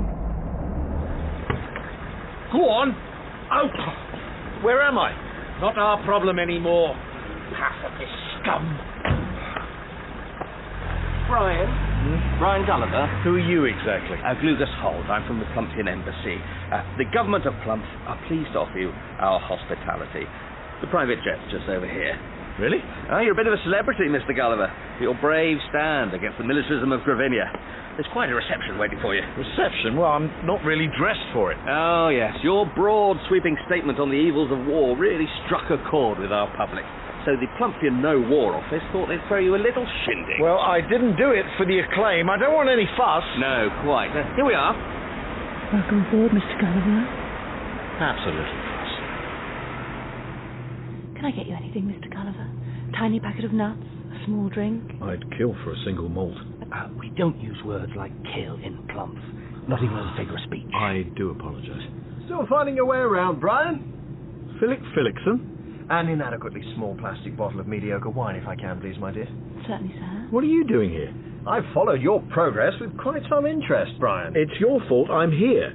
If you hadn't dressed me up in that stupid uniform, I wouldn't have been buried alive. No, you'd have been buried for real. And if I hadn't suggested to my friends in the Plump No War Office that you might be useful, who knows where you might have ended up. Just a minute. I thought you sold arms to the Gravinians. How come you're suddenly so pally with Plump? Arms dealers don't take sides, Brian. Buckle up.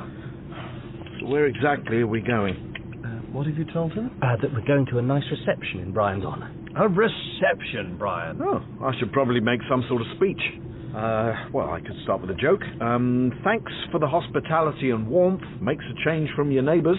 Very good, very good. I'll say something like, I don't really know the full history of the region, but it was clear to me that there had to be more than one side to the Lesser Gravinia question. Oh, Brian. Ha, always the iconoclast. Just say, war bad, peace good, violence never the answer. Remember, Plumph isn't at war. I don't understand. If Gravinia is at war with Plumph, then surely Plumph must be at war with Gravinia. Look out of the window, Brian. What can you see? A wasteland. Quite. An empty stretch of rock and dust, known as Lesser Gravinia or West Plumph. Take your pick. So why is everyone fighting over it? Plumph isn't. Plumph is a peace-loving nation. So why hasn't Gravinia invaded? Because Plumphian politicians are more interested in holding on to their power than their ideals. I'm not sure we should be telling them this. Oh, Brian won't tell, will you? That depends. Doesn't it? So the great and the good of Plumph struck a deal with their equally pragmatic opposite numbers on the Gravinian side.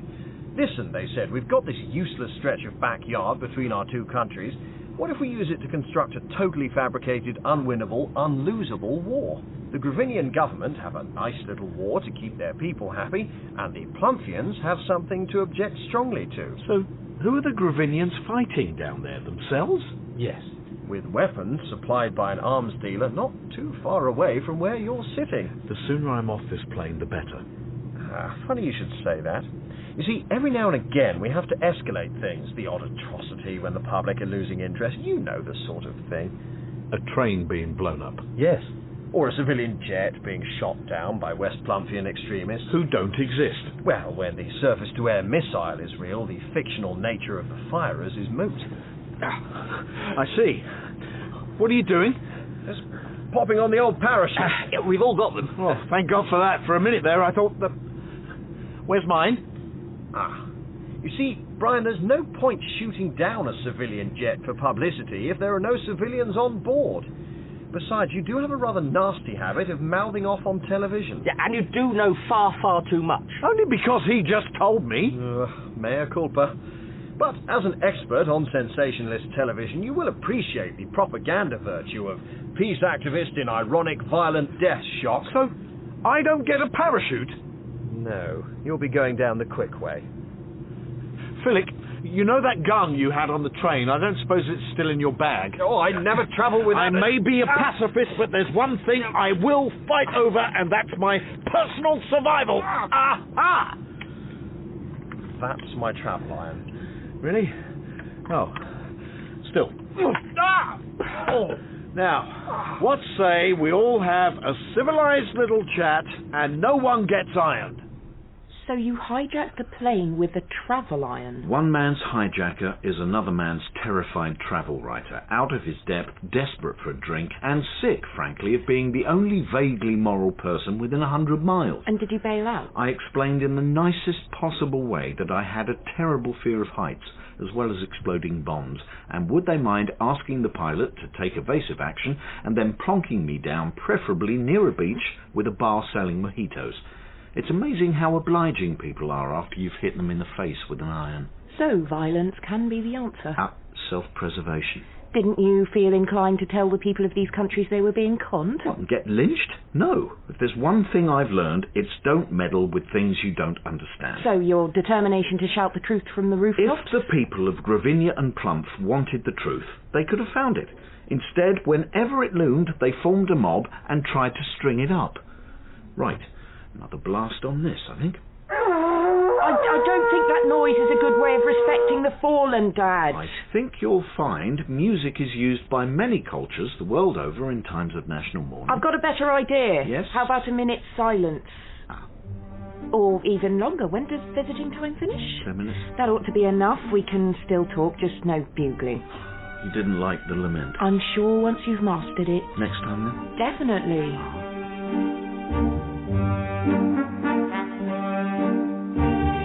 Brian Gulliver's Travels was written by Dan Tetzel and created by Bill Dare. Brian was played by Neil Pearson, Rachel, Mariah Gale, Philip Phillickson, Marcus Brigstock, Chaplain, Adrian Scarborough, Female Guest, Tracy Wiles, Steger, Barunka O'Shaughnessy, Barista, Harry Livingston, Draggit, Nick Mohammed, Host, Patrick Brennan, civil servant Dan Tetzel, and the floor manager was Bill Dare. The producer is Stephen Canny.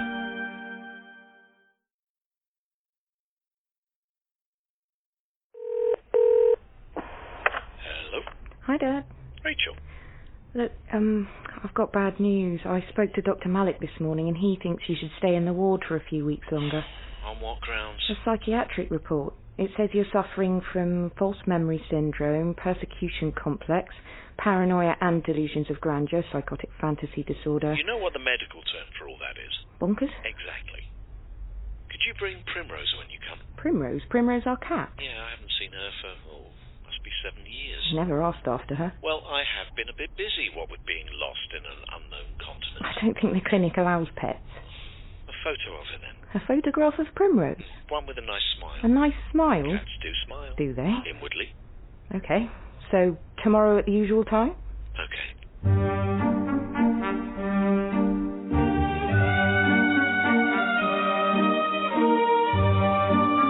Brian Gulliver's Travels by Bill Dare, starring Neil Pearson and Mariah Gale. This week, Anidara.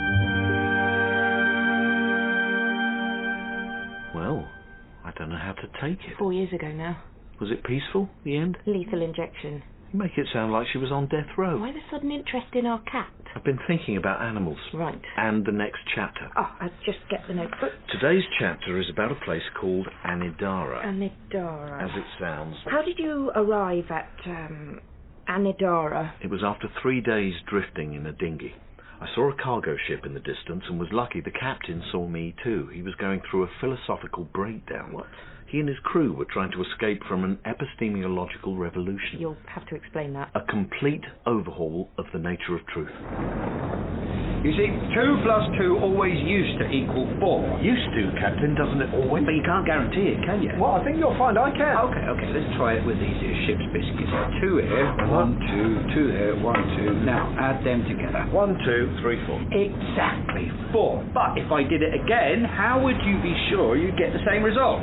Doesn't maths always work? How do we know it's always going to work? Not to be alarmist, but there seems to be a bit of a storm brewing. Shouldn't you be manning something and shouting things? Why? You think a storm will be dangerous? Quite possibly. Why?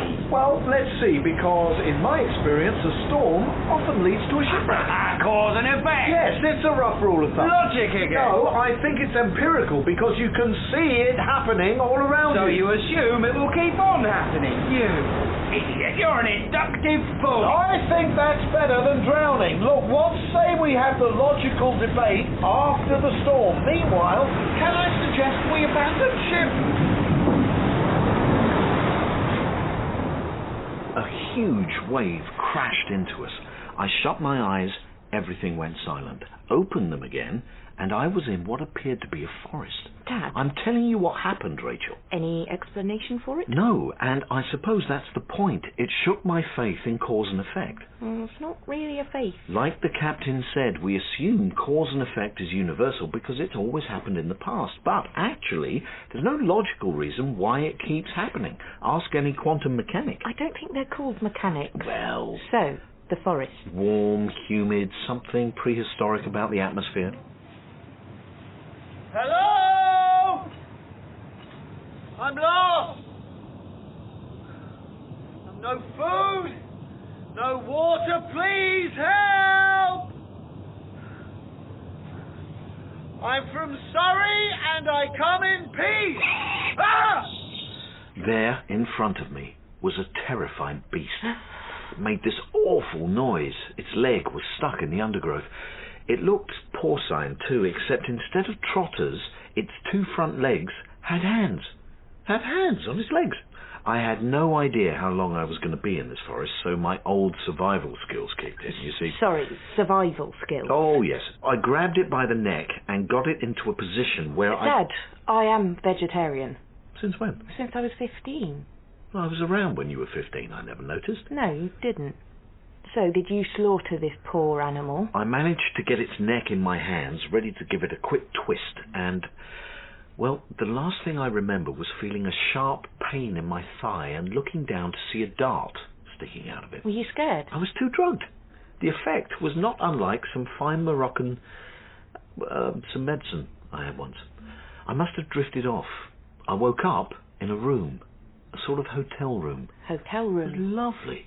There was a tray of drinks, wine, malt whiskey, a selection of cheese, a widescreen TV with fantastic choice of viewing, including some very racy, lots to choose from. Did you think you were back in England? Maybe for a moment. There was something, just something odd about the place, and no windows. I went to have a look round. I knocked on one of the doors. Anyone home? Hello? Hello, my name's Brian Gulliver. Jem, are you a new arrival? Well, I suppose I must be, Jem. Come in. Thank you. Would you like a drink? A bit early for a drink. Oh, why not? So, can you tell me what I'm doing here? Oh, why are any of us here? Yes, why are we here? On holiday? Ah, you're referring to the imaginary world from the television. Oh, we don't have that. Jem? Jem! Blimey. Hello, room service. A man has just disappeared down a trap door. Press 1 for food, 2. No, a man has just fallen down a hatch. Right before my eyes. He may well be hurt. Hello? What number do I press for a person? I tried all the numbers, reception, security, even the emergency numbers, but none of them were any good. So I went to the room next door. Hello? I'm Brian Gulliver. I'm from elsewhere, I suppose. I was talking to this chap and he disappeared down a trap door. I am Mankell. You believe in elsewhere? Yes, I've actually been there. What's it like? What, the world? Oh, not so bad. Catford's a bit rough. Can you tell me what's happening here? All is well. Come to a meeting. Room 9834B. That night, I popped along to the appointed room. It was jammed full of men, no women at all. And yet you stayed. Well, I thought it might be important. This Mankell guy was holding forth. He said that just because we were given free food for as long as anyone can remember, it doesn't follow that we will always be fed in the future. We're back to induction. Exactly. And what was your view? Well, as a young man, my philosophy of life was pretty simple. Take what comes, especially if it's free, don't ask too many questions, and never economise on underwear. But I've come to realise that that's pretty much the attitude of your average turkey. They're inductive thinkers. Really? They're fed every day, and they probably assume that this one-sided beneficence will continue forever. You really think poultry are capable of making assumptions? Well, maybe not, but most of these idiots in the hotel were doing exactly that. Apart from this chap, Mankell. Did you find out what happened to that man who fell down the hatch? Now, Jem, most of them believed he went to the happy place. Probably what turkeys think when their mates are carted off to the choppers. If they could think. The men simply weren't interested, so they filed out of the room. Why were these men so ovine? I didn't find out for several days. It was just as I was pouring myself a large one that I felt a sudden sinking feeling. There, in front of me, was a small bank of buttons and lights, which I took to be a large computer. Now, highest human welfare standard. Humans have been bred for 10,000 Yes, other rights have been selected for docility. It's quite difficult to understand what you're saying. That better? Much. Welcome to Section 3. Look, if it's about that adult film, I'm happy to pay a premium. I am a Z49W, Series 9. Okay, first off, Z4, I demand to know why the men up there act like brainless idiots. Are they drugged, lobotomized, what? Hypotheses rejected. We have the highest human welfare standards. Why do they act like a bunch of sheep? They have been selectively bred for 10,000 years. Our variety has been reared for docility, an absence of curiosity, and of course, tastiness. What happened to Jem? Your friend has been humanely slaughtered. What? Take comfort from the fact that nothing is wasted. Every bit of the carcass is used. Oh. And this farm has only the highest quality livestock. I haven't seen it. Did you say livestock? You have been brought here in error. You were mistaken for a domesticated human who had wandered away from the farm. In fact, you appear to be a wild hominid. All right.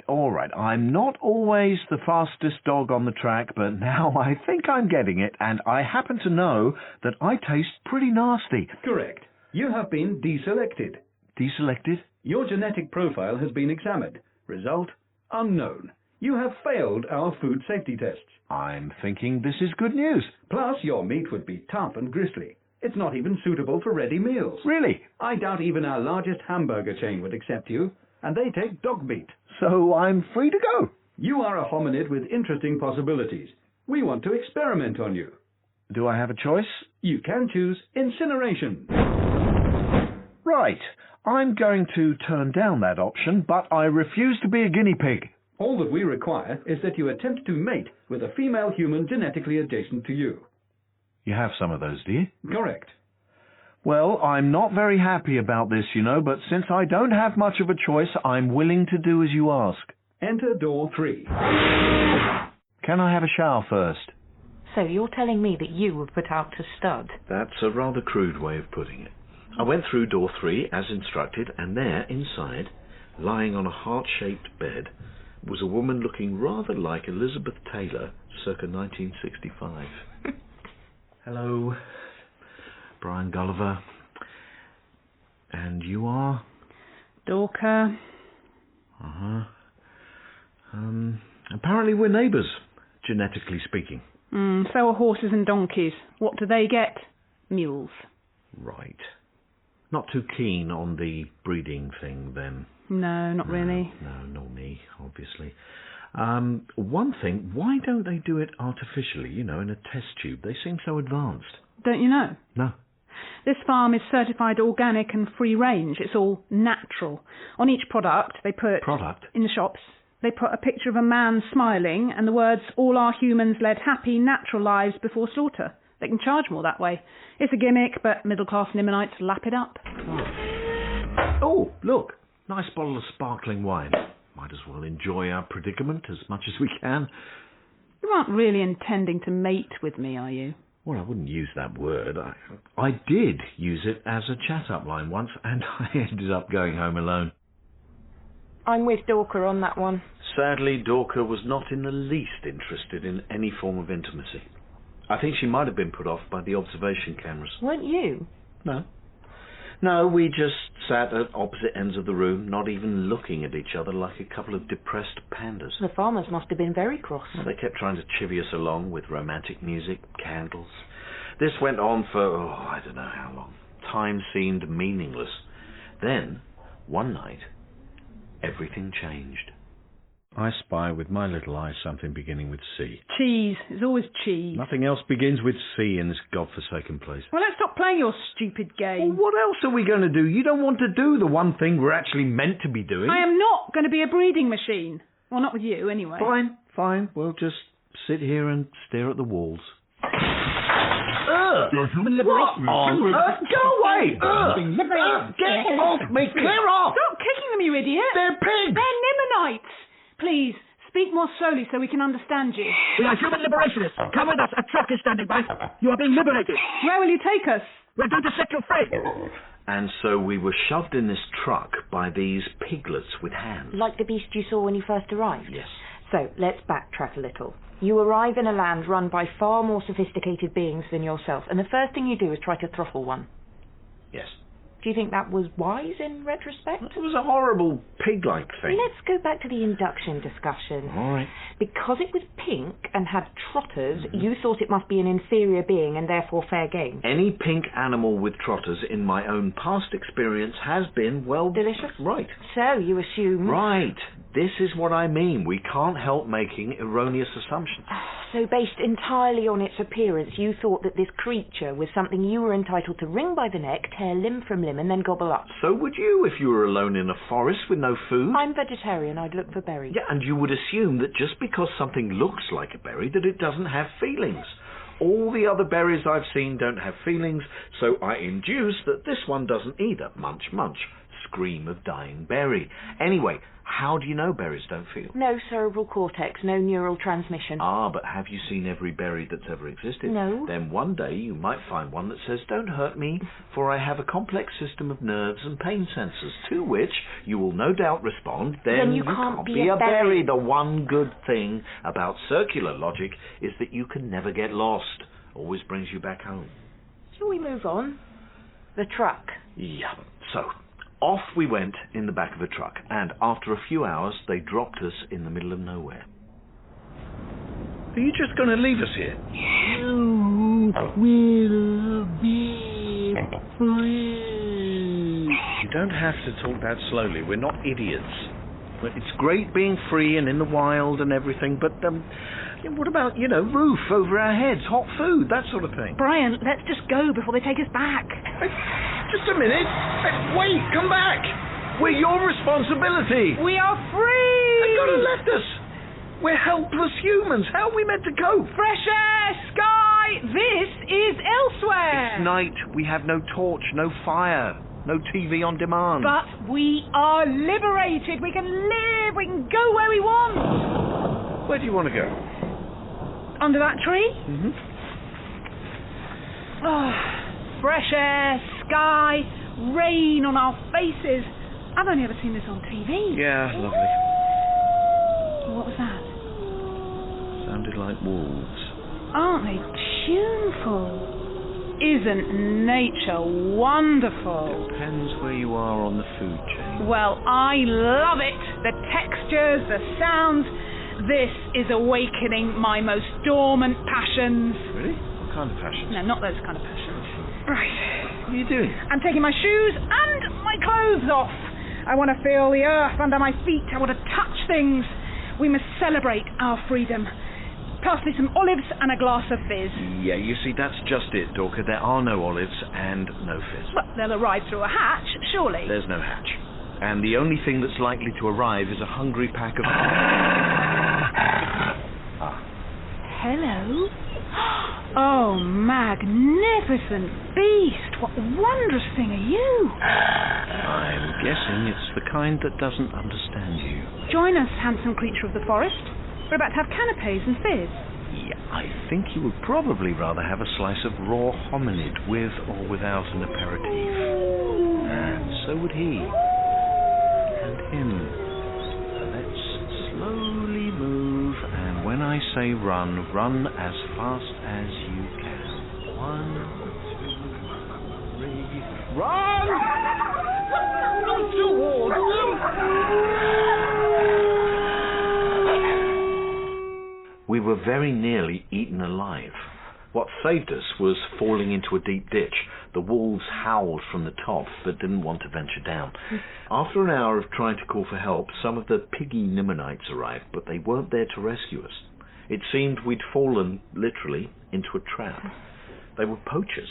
They tied us up, took us to a camp, and shoved us in a cage. You see, some Nimonites believe certain parts of a wild human can increase potency. And they wanted various bits of you? No, just one bit. Which bit? One that I could live without, but would definitely miss. Dorca, could you untie me? Why are you so convinced they mean to hurt us? I've seen a lot more of the world than you, Dorca, and when I've been tied up and someone has sharpened a large knife in front of me, things have always gone a bit pear-shaped. Fortunately, their little hands aren't as dexterous as ours. Are you going to ask if we can escape? Do you know the term institutionalized? No. I didn't think so. If you want to escape, you don't ask. No, this isn't getting any looser. Well, they are much cleverer than us. It's quite likely they know how to tie knots. I'm going to have to reason with them. Hello? Hello there? Hello? Yes, you don't have to talk to us quite that slowly. You see, me and my friend Dorca are a bit special. At the farm, we were segregated, given our own private suite. I think we're a rare species. You could get much more for us if you sold us to a zoo, or... You know, I've always quite fancied being on a wildlife program. I'm pretty natural in front of the camera. What's he doing? He's laughing at us. Was he? I think he was laughing for joy. I'd convinced him, or her, or it, that we were a rather valuable catch and worth more alive and intact than cut up and made into Viagra. So? We were put on display at a local market along with some other humans of differing shapes and sizes. You've been trafficked. Yes, but everyone seemed terribly nice about it all. All these Nimonites would gawp at us, and you know how I love being the centre of attention. Yes, I remember it, especially at my birthday party. I sang a few songs, bit of a dance, got hold of some spoons. You didn't play the spoons. Once you learn, you never forget. Wasn't long before a little family of Nimonites purchased me and Dorca. Lovely family. Nice house, stocked with gorgeous cheese, malt whiskey. You became a pet. An exotic pet. The only slight chore about it is that the little child of the family wanted to play with me all the time. Did he throw you a stick? Oh, nothing so primitive. But apparently playing with me was educational.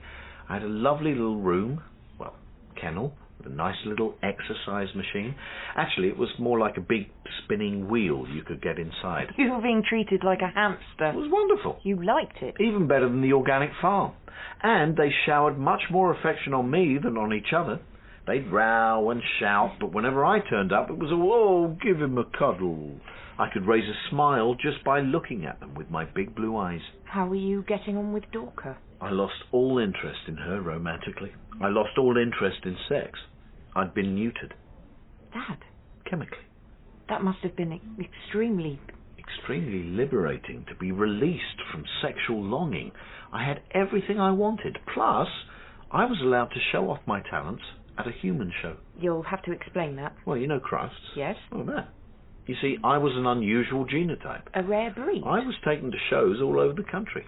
2 hours in makeup, another hour being manicured, pedicured. By the time they'd finished, I looked fantastic. You didn't feel at all demeaned? Oh, I loved it. Skipping, jumping, playing the spoons.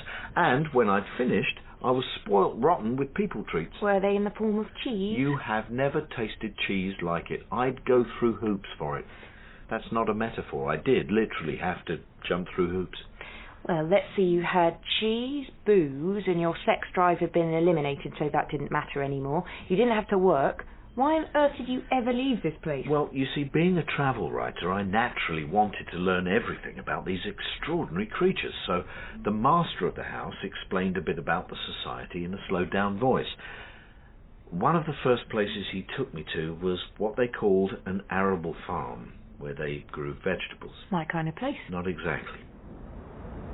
Where are the fields? Inside this building. The vegetables need warmth and shelter to fully ripen. What you're about to see may shock you. Oh, as a travel writer, you get to see some strange sights. I'm pretty unshockable. Oh. What? Oh. Brian? Brian? What was it? What did you see? Rows and rows of benches, beds, slabs on which bodies, human bodies lay, naked, with tubes coming out of their arms, monitors everywhere, bleeping away. This was an intensive farm, a greenhouse for human cultivation. It was the most disturbing sight I'd ever seen. Who are these people? What's happening to them? They are being fed intravenously with special nutrients. Growth hormones are in the drip too, of course, and the oxygen level is twice normal, all of which makes this an incredibly economical way to produce delicious flesh of the highest quality. This is...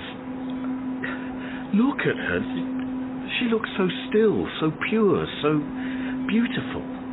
She does too. So does she, and her. Hang on, they all look the same. They are clones. Their name is Bertha. Nice human name. They're all called Bertha? They each have a serial number, of course. Bertha is a great leap forward in modern agriculture. Not everyone likes the idea of... Middle-class Nimonites still like their meat reared in the natural way, but it's awfully pricey and quite cruel. It's sickening. Why? Because look, they're people. She is a person. If I could save just one of... well, one Bertha, I would be happy. Feel free. Have that one. What do you mean, have that one? Save her. Do as you wish with her. She's yours. She is not mine. I happen to believe that all humans are born free. Well, let's put her in the truck. See how you get on. This is beginning to sound a little creepy, Dad. A comatose naked woman in a truck. We put some clothes on her, Rachel, and there was no sexual intent, I can assure you. Oh, yes, you've been fixed. We got Bertha home, put her on a bed in my kennel. I felt elated that I'd been able to give one condemned human a chance to live, a chance to find herself and be free. And how did it go? Bertha never moved, never woke up. Her eyes never opened. She didn't even have a swallow reflex. You see, no one had told me one very crucial piece of information. Bertha had been developed without any of the brain function associated with higher mammals. The genes for developing the cerebellum, hippocampus, and so on had been removed. In essence, she had no more ability to think or feel than a plant. That's why they called it arable farming. In a sense, all those cloned Berthas were crops. Vegetables. Cabbages, exactly. Humans in a persistent vegetative state. And what happened to your Bertha? Looking back, it may seem ridiculous, but I nurtured her. I spoke to her. I couldn't let go. I felt a bond. Because of the way she looked. The body of a human, the face of a human, the eyes. Ah, yes, back to inductive logic. You couldn't accept that in the most meaningful sense of the word human, she wasn't human at all. Nothing more than a spud or a turnip, but I could never accept it. I tried to make my masters see my point of view, to tell them how awful, how terrible it was to rear humans in this way. But why? If they have no more ability to think and feel than plants, surely that's more ethical than eating a cow or a sheep. I've eaten people. What? I can never forgive myself. You ate people? I was never meant to find out, but the kid I played with told me. The stew I was given every day and the steaks were all finest cuts of Bertha. I mean, not my Bertha, but one of the others.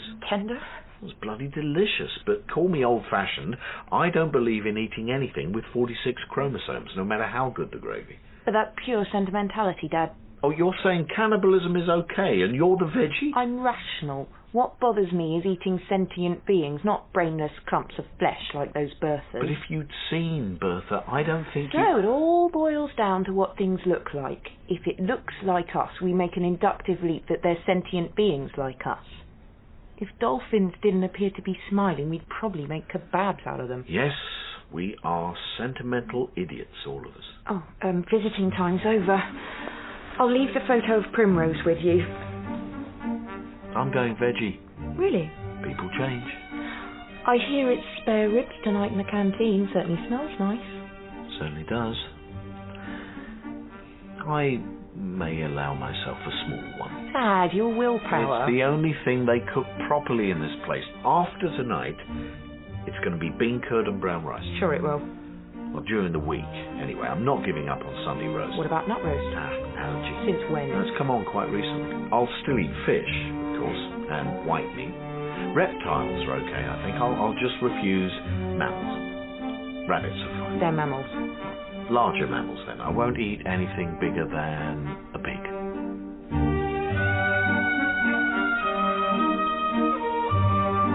In Brian Gulliver's Travels by Bill Dare, Brian was played by Neil Pearson, Rachel, Mariah Gale, Captain Duncan Wisby, Jem, Gerard McDermott, Mackle, Harry Livingston, Dorker, Vicky Pepperdine, Liberator Duncan Wisby, and the Master was played by Patrick Brennan. The producer is Stephen Canning.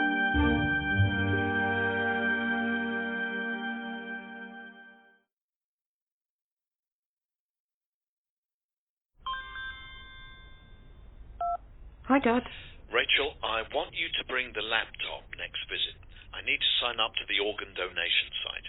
Is something wrong? Are you okay? Yeah, fine. Well, why are you... I am thinking of others.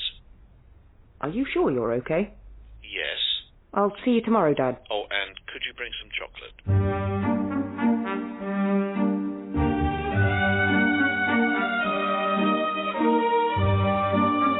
Brian Gulliver's Travels by Bill Dare, starring Neil Pearson and Mariah Gale. This week, Hermetia.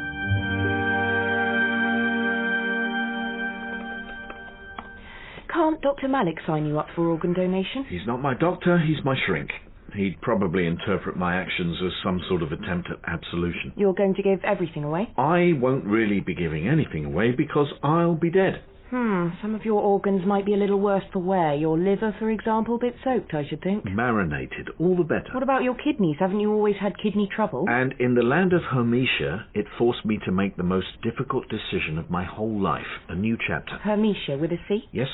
In the undiscovered continent of Clefrenia. The discovered continent? Only by you. Hermetia. Arrived by airship after a long journey with the Cranians, a very friendly bunch despite their long tradition of cannibalism. Sounds lovely. As soon as a Cranian goes past reproductive age, they're slaughtered, butchered and cooked by the younger ones. Ugh. Completely heartless, but very successful from an evolutionary perspective. But grandparents are very useful. They nurture grandchildren and so help the next generation pass on their genes. I suppose Cranians thought food was more important than getting a babysitter. So these cannibals in the airship, they didn't want to eat you? I'm only 49. Plus, I told them that human flesh was tough and tasted of leaf mould, which I suspect mine probably does. It's very tender, Cranian meat. A bit like fillet. You ate some? Well, yeah, I'm not a Cranian, so it's not strictly cannibalism. All the same, you must have been pleased to get away. Especially to the land of Hermetia. Oh, it's a wonderful place, Rachel. Probably the nicest place I'd ever been. I said my goodbyes to the Cranians and they gave me a packed lunch, a couple of toes and a finger. Yeah. No sooner had I begun wheeling my flight bag along the ground when I was greeted by... A vision of complete loveliness? What? Well, most of your adventures seem to include a vision of loveliness. Not at all.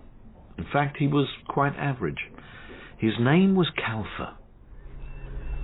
I can see that you are new here.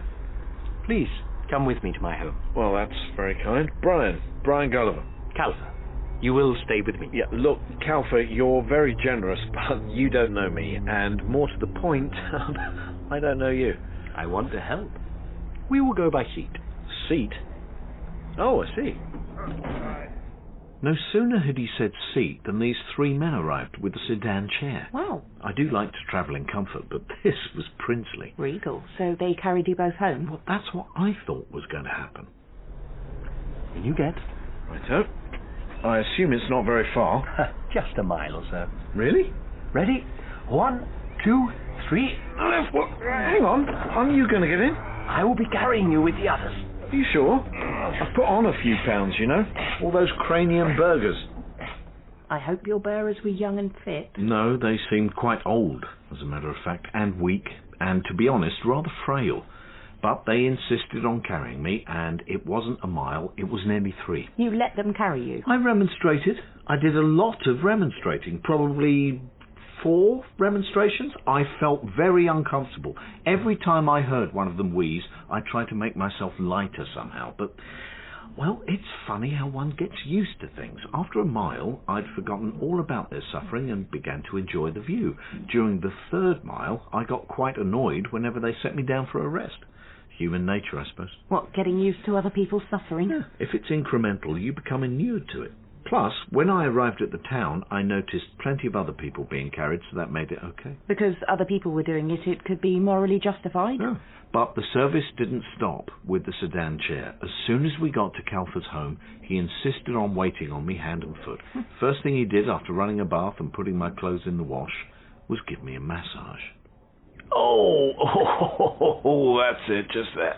Oh, there? Yeah, that's wonderful. Oh, you know, Calfer, I will pay you for all this. I have a few silver coins. Oh, I need no payment. All I want is to make you happy. Right, really? Oh, well, this is so...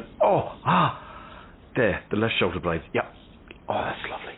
Bringing happiness to others is a great blessing. I'm very lucky to be able to show my love for you in this way. Love? Yes. While I think of it, Calfer, I'm what you call a red-blooded male. Sport, beer, women, that sort of thing. Especially women, if you get my drift. Would you like to turn over? No, I think I'm done. How about a game of pool? Yes? Got a towel at all? Because he was kind to you, you offered him money, and when he refused that, you assumed he wanted sex. Life has taught me that those are the 2 basic motives, yes. You've never done anything that doesn't involve money or sex. Oh, you're right. I completely forgot kudos.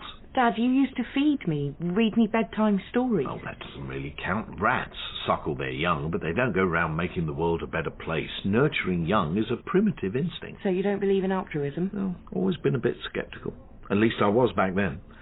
I got to know a bit more about Calfer's society over the pool table. Everyone here seems very nice and friendly, Calfer. That is quite normal amongst us Manchevans. Manchevans? We dedicate our lives to helping others. Before you came along, I had no one to serve. But now I have you. And if you will let me, I will spend my days bringing you peace and happiness. Well, that's very nice of you, Calfer, but you see... I want nothing from you. Not even... Nothing at all. I don't really get it. Because you are not a Manchevan. You don't believe that someone can be truly selfless. You see, where I come from, there's no such thing as pure altruism. Even charity workers derive some pleasure from their work. If you get pleasure from helping others, then you are truly good. Not the old ladies in charity shops. They pick the best stuff for themselves. Ah, you're on the blackboard. Uh-huh. Let's see. Well done. I've won a game of pool for years. Hey, you didn't let me win, did you? As an act of kindness? Calfer? You play really well, Brian. Hello. This is my beautiful sister, Mina. It's a pleasure, Mina. As soon as I heard about you, I wanted to meet you. I too have no one to serve. Right. So, Mina, do you have the same altruistic philosophy as your brother here? Of course. How can I make you happy, Brian? Well, let's think. Give me a minute. Oh, here we go. It took you a whole minute. A whole minute to realise that Mina was totally out of my league, and one thing I never do is punch above my weight. It was Mina, not me, who suggested we had a little walk in the park on the way home. The leaves on the trees look so lovely this time of year, especially that one there, look. I mean, the tree, not a particular leaf. Brian, would you like to make love to me? Well, Oh, don't be embarrassed. I know I'm attractive, and many men want to sleep with me. I just would enjoy making you happy. You are so very different from the women in England. They don't do things just to please their men. Quite the opposite. Well, I will do anything that brings you joy. I'll have to think about this, Mina. It's a very unusual proposition. You see, I'm what we call, in England, a guardian reader. Guardian reader? Let me try to explain. Dad, please don't tell me you exploited this woman. Exploited? What do you mean? She clearly had no understanding of her own rights or status. If you slept with her, then it's exploitation. Are you saying Mina wasn't making a free choice? Not an informed choice, no, and it's fundamentally wrong, isn't it, for one race or creed to serve another? In our society, but this was a different world, Rachel, one in which one race, for whatever reason, wanted to serve others. Who was I to impose my values on them? So you had sex with her? Only after much soul-searching and deliberation. Instead, you should have attempted to raise her consciousness. Because we're so enlightened? Relativist. Paternalist. Well, Dad, as usual, you've picked a moral code that allows you to do what you like. There is nothing wrong with doing what you like, Rachel. I hope you realise that one day, or you'll be pretty miserable. Mina certainly didn't complain. Her brother did, though.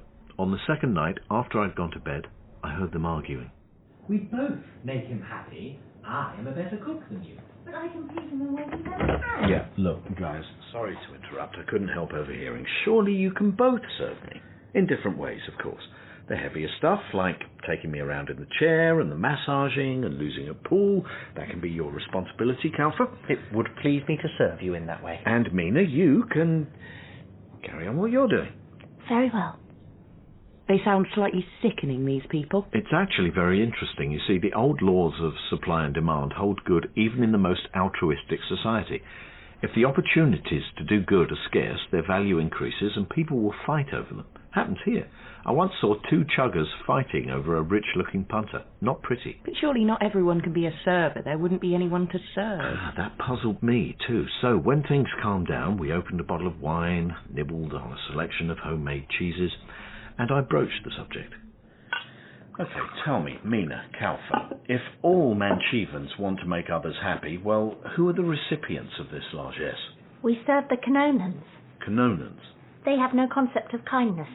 Canonans are fatter than us, have sickly white skin and do nothing for anyone else. You are very much like a Canonan. Right. Why do you want to serve them? Canonans are superior. They have no notion of the higher purpose of helping others, but they don't need to. This is very confusing. You help these people, you think they're superior, even though you know they're incredibly selfish. We show our love because we want to. Our love is our gift to them. I'm not really getting this. I tell you what, I get homesick now and again, and I'm sure spending time with some chubby, selfish people with sickly white skin would remind me of England. Where do these Canonans hang out? They live in the big houses, built for them by us Manchevans. Lucky Manchevans who have a regular master. You build houses for them. You know, this is beginning to sound like slavery. A slave is someone who is forced to work. We're not forced. It's not some government work experience thing, work or lose your benefits, otherwise known as forced labour. We want to serve.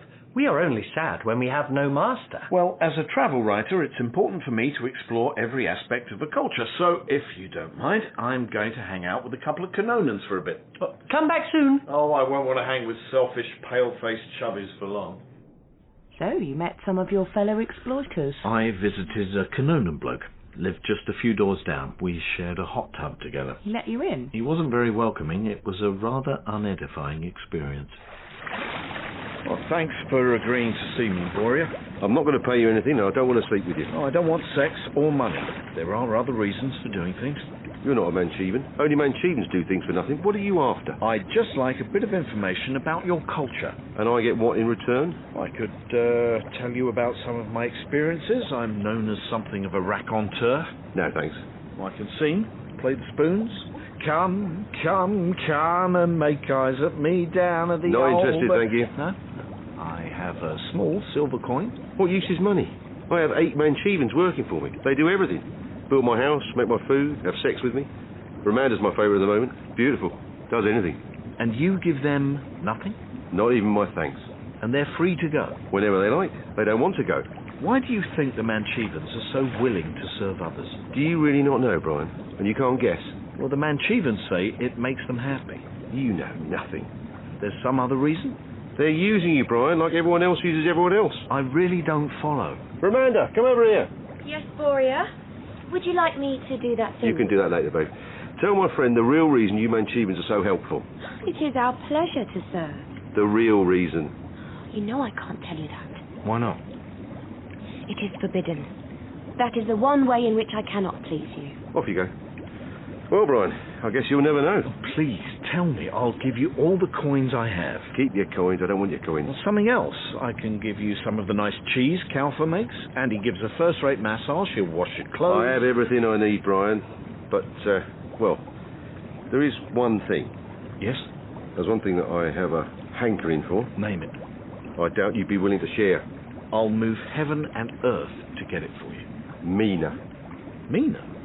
Well, you want to meet her? Well, certainly, no problem at all. She's the most beautiful Manchevan I've ever seen. I want her. You want... Ah, what, you mean... Oh, yes. Oh, that's terrible. You can't do that. Ah, the sweet smell of hypocrisy. I don't own her. She's a free woman, a free, independent woman who very much knows her own mind. Well, I suppose you could ask her. Yes, but she wouldn't want to make you unhappy. That's not their way. She would need your consent. Well, you see, I've grown very fond of Mina. I can tell you the mysteries of the Manchevan way. I am very keen to know. Just one night with Mina, that's all I ask. Mina is a human being, not something to be bartered with. That's one of the principles of my culture. Is that your final word? It is. Then if you'll excuse me, I'm going to the steam room with Amanda. Want to watch? I'll pass. You see, Dad, these poor people were being manipulated by some force so dark they weren't even allowed to talk about it. Not everything private is dark or evil. I don't want everyone to see my underpants, but they're not especially sinister. Well, what was motivating these people, did you ever discover? I was as keen to find out as you are now. I went straight home to Mina and, well, I just had to know what was driving these people to serve a different race at such cost to themselves. I cannot tell you, Brian. Please just accept that I want to make you happy. Mina, is someone forcing you? I need to know. I can't be close to you if all this is against your will. I have been guilty of many things, but not that. Have you been trafficked? Is there some pimp making you behave like this? Please, tell me. It's forbidden to speak of it. I won't tell a soul. Bad things will happen if I tell you. I'm just a visitor. I'm not a Manchevan or a Cononan, and in a week or two I'll be on my way. Please, Mina. I want my culture, my people, to benefit from knowing how other societies work. If I tell you, will you promise not to talk of it again? I promise. Or ask me any further questions? You have my word as someone who used to work for the BBC. Part-time. We Manchevans believe in making others happy, in loving others, because of something that perhaps you won't believe or understand. I'll try. Faith. Faith. faith in God. It is forbidden to speak of him to outsiders. We, the Manchevans, help others because God wants us to. And if we help enough Canonans, he'll bring us to his kingdom and we'll have bliss forevermore. I cannot tell you any more than that. I've already angered him by speaking of it. God? I mean, God? God? It's not that surprising. There are many people who think altruism is impossible without faith. Without an all-powerful force for good, what's to stop everyone behaving badly? At last I knew, but, as I'd promised Mina, I never mentioned it again. And this shed a whole new light on your relationship. I mean, you couldn't carry on with it. Why not? Went on pretty much as before. Then you must have had a sudden conversion. You believed in God too. No, I'm atheist to the core. But you were quite happy to sleep with Mina, who was only doing so because she was deluded into thinking her God wanted her to. What's wrong with that? You're an atheist. But Mina wasn't. Every time she made me happy, she got one step closer to heaven. Paradise points or something. You exploited her naive belief. Mina was perfectly happy believing what she wanted. I was happy to receive her kindness. So this whole society was based on one race who believed they were going to heaven, who served another race who thought, hey, that's all nonsense, but let's make the most of these deluded fools. It was a very functional society, one of the happiest I've witnessed in all my travels. Half the people were selfish layabouts, the other half were driven by an altruistic fervour. Marvellous. As a matter of fact, there were times when I thought perhaps I'd died and gone to heaven myself until the day it all changed. One morning, after a lovely kedgeree breakfast prepared by Calfa, I was just getting ready for my daily massage when I collapsed, was rushed to hospital. Kidney failure. Your old trouble. Naturally, most of the medical staff were Manchevans, so they looked after me very well. I needed a new kidney urgently. It was life or death. But first you needed to find a donor. There was a waiting list, of course, but my condition was so dire that I wouldn't be able to wait for a deceased donor. I'd need to find a living one. You didn't have any relatives? No. I think I know where this is going. My consultant explained it all quite simply. I'm Dr. Klee. You don't look like a Manchevan. No offence. I'm one of the few Canonans who work in the health service. I do it in exchange for social privileges and status. Your condition has been explained to you? Yes. Seems pretty dire. We have a transplant team ready, but we can't do anything until we find a donor. We've developed compatibility tests that only take a few minutes. Finding a donor with the right blood and tissue match is the hard bit. Your relatives, are they? I don't have any. Well, there are lots of Manchevans who will gladly offer up an organ, so not to worry. Oh, there's someone waiting for you in reception. Oh, that's probably Mina. I'd love to see her. I expect she's come to volunteer. Really? For Manchevans, a vital body part is the ultimate gift. Any questions? Yes. What do I do if she offers to donate? Say yes, thank you very much. Actually, you don't even need to say thank you to a Manchevan. I just feel a little guilty. Why? Well, she'd be parting with an important organ because she thinks it will please God. I'm an atheist, you see. Well, I shouldn't really mention this, since I'm a doctor. Doctors can say anything. You see, the fact that the Manchevans believe in the great pink ostrich should be no concern of yours. Pink ostrich? They believe that the pink ostrich created the universe. Forbidden to talk about it, of course, probably because it sounds so ridiculous. The ostrich, who they call God, rewards love and kindness. Manchevans who are kind and loving either go to heaven, or they can instead choose to come back to life as a Canonan, to be served by the Manchevans. Do you believe that? The pink ostrich? Reincarnation? Of course I don't. But for a Manchevan, gifting a vital organ is the greatest kindness and will virtually guarantee them a place beside the great ostrich who, when they die, comes and lifts them up in his beak and flies them to a golden cloud. Ostriches don't fly. And they're not pink and didn't create the universe. Here's Mina now. 2 minutes visiting time. See you later, Brian. I came as soon as I heard. Thank you. I want to get to the point, Brian. I have something to ask. What? I want to be your donor, if I'm compatible. Well, Mina, I've been thinking about that, you see, and... Have you promised someone else? Oh, please tell me that's not true. I haven't made any promises. My brother? Did he get here first? Oh, this isn't fair, Brian. Mina, I spoke to the doctor. He explained a little about your faith.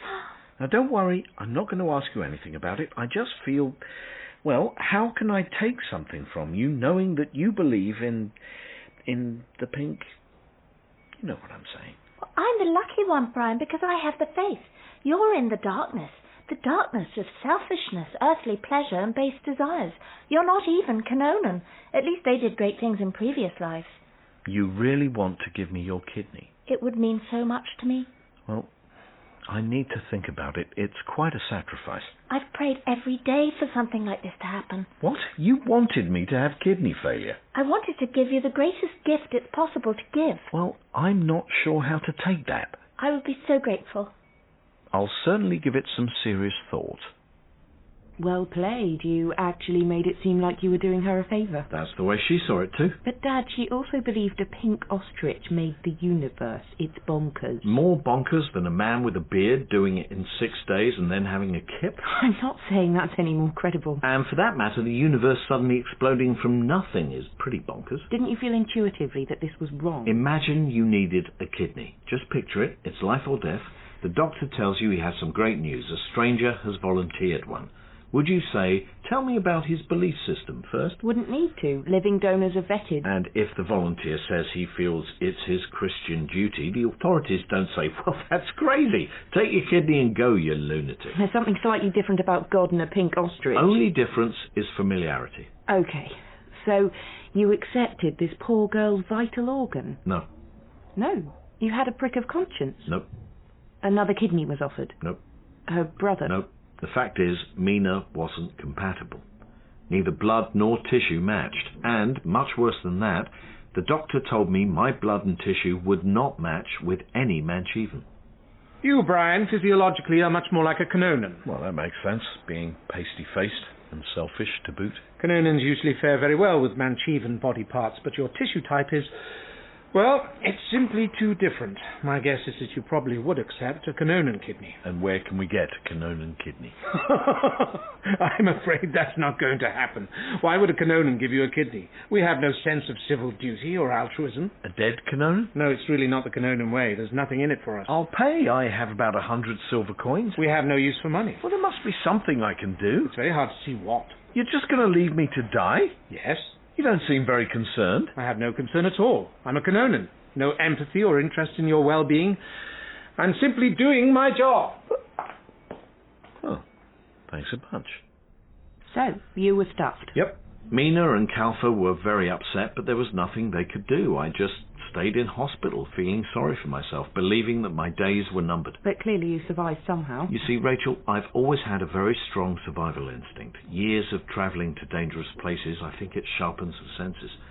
Self-preservation, one of the strongest forces in my nature. That I can believe. Sometimes an opportunity comes along and one has to seize it with both hands. A visitor to see you, Mr. Gulliver. Boria. I brought you some grapes. Oh, thank you. Thank you very much. And some lovely cherries. That's very kind. You see, I heard you were sick and I came as soon as I could. Yeah, Boria, you're a Canonan. I have been here long enough to know that you don't do things for other people. What do you want? Sex or money? Well, I know it's not money. We've been there before, so it must be... I was thinking just this morning how beautiful Mina looks as she hangs up your washing with Kalfa. I did say, didn't I, that she is not a thing to be bartered with. She is a free human being. That was before. I understand that only a Canonan kidney would be compatible. That's what they tell me. That's what they told me too. I have 2 healthy kidneys. Boria. I have already checked with the doctors. We're a perfect match. Boria. You could do the operation tomorrow. In exchange for Mina. Your kidney for Mina. One night is all I ask. Whoa, what a proposition. The cheek of the man. I hope you told him where to go. I listened carefully to what he had to say. Then you told him where to go. First, I wanted to make sure that it would work from a medical standpoint. I checked with the doctors, did the tests, and it was all fine. This pasty-faced, selfish sleazebag and I were remarkably compatible. Then you told him where to go. There's no point in making a decision before availing oneself of all the facts. I consulted a lawyer. Would a contract of that kind be enforceable by law? And I was told it would be. Then you told him where to go. Then I discussed it with Mina. So, Mina, I told Boria where to go. I said never darken my door again. But I would be very willing to sleep with him. Really? I just need your signature here and here. A kidney in exchange for sex, really? How sordid. A very fair exchange. Well, you would think that. As I lay in my bed thinking about all this, I began to question our whole notion of what's for sale and what isn't. Yes, and I'm pretty sure whatever conclusion you reached allowed for an exchange of body parts for sex. The morality of convenience. Why can't we buy a kidney? Because there'd be people in the third world with big scars and only one kidney. But what if the money they raised paid for their children to have enough to eat or go to school? You think there should be a free market in kidneys? So the human body becomes a soulless repository of body parts. That's very glib, Rachel. We buy and sell drugs that are essential for life, we pay the doctors who do the operation, and we pay for the equipment. The only one not getting a piece of the action is the donor. And you think sex should be for sale too? I'm saying I don't know why there's a price on some things and not others. So you got your kidney. I owe Mina a great debt. And how did you repay her? She will be repaid in the next life. By the pink ostrich? She pleased her God. That's all she ever wanted. Right. Well, at least you're alive and well. And determined to sign up for organ donation. And does it give you a warm feeling knowing that it may help others? Not especially. Why do it then? You're not getting money, sex, or kudos. If I tell you, bad things will happen. Just give me a clue. No. Go on. Let's just say it's pink, has feathers, and long spindly legs.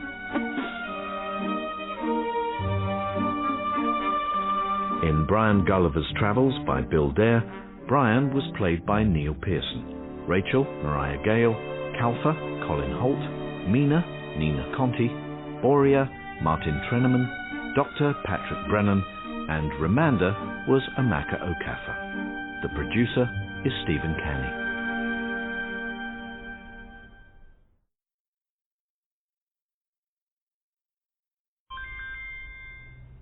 Hi, Dad. Are you visiting this afternoon? Of course. Would you bring me a copy of Daniel Kahneman's book, Thinking Fast and Slow? Thinking fast and slow, okay. And now I would like you to forget I asked you to bring it. You don't want it. I want it, I'd just like you to forget I asked you to bring it. You're not making much sense, Dad. Have they changed your medication? Have you forgotten it yet? I suppose I should say forgotten what? See you later. Bye, Dad.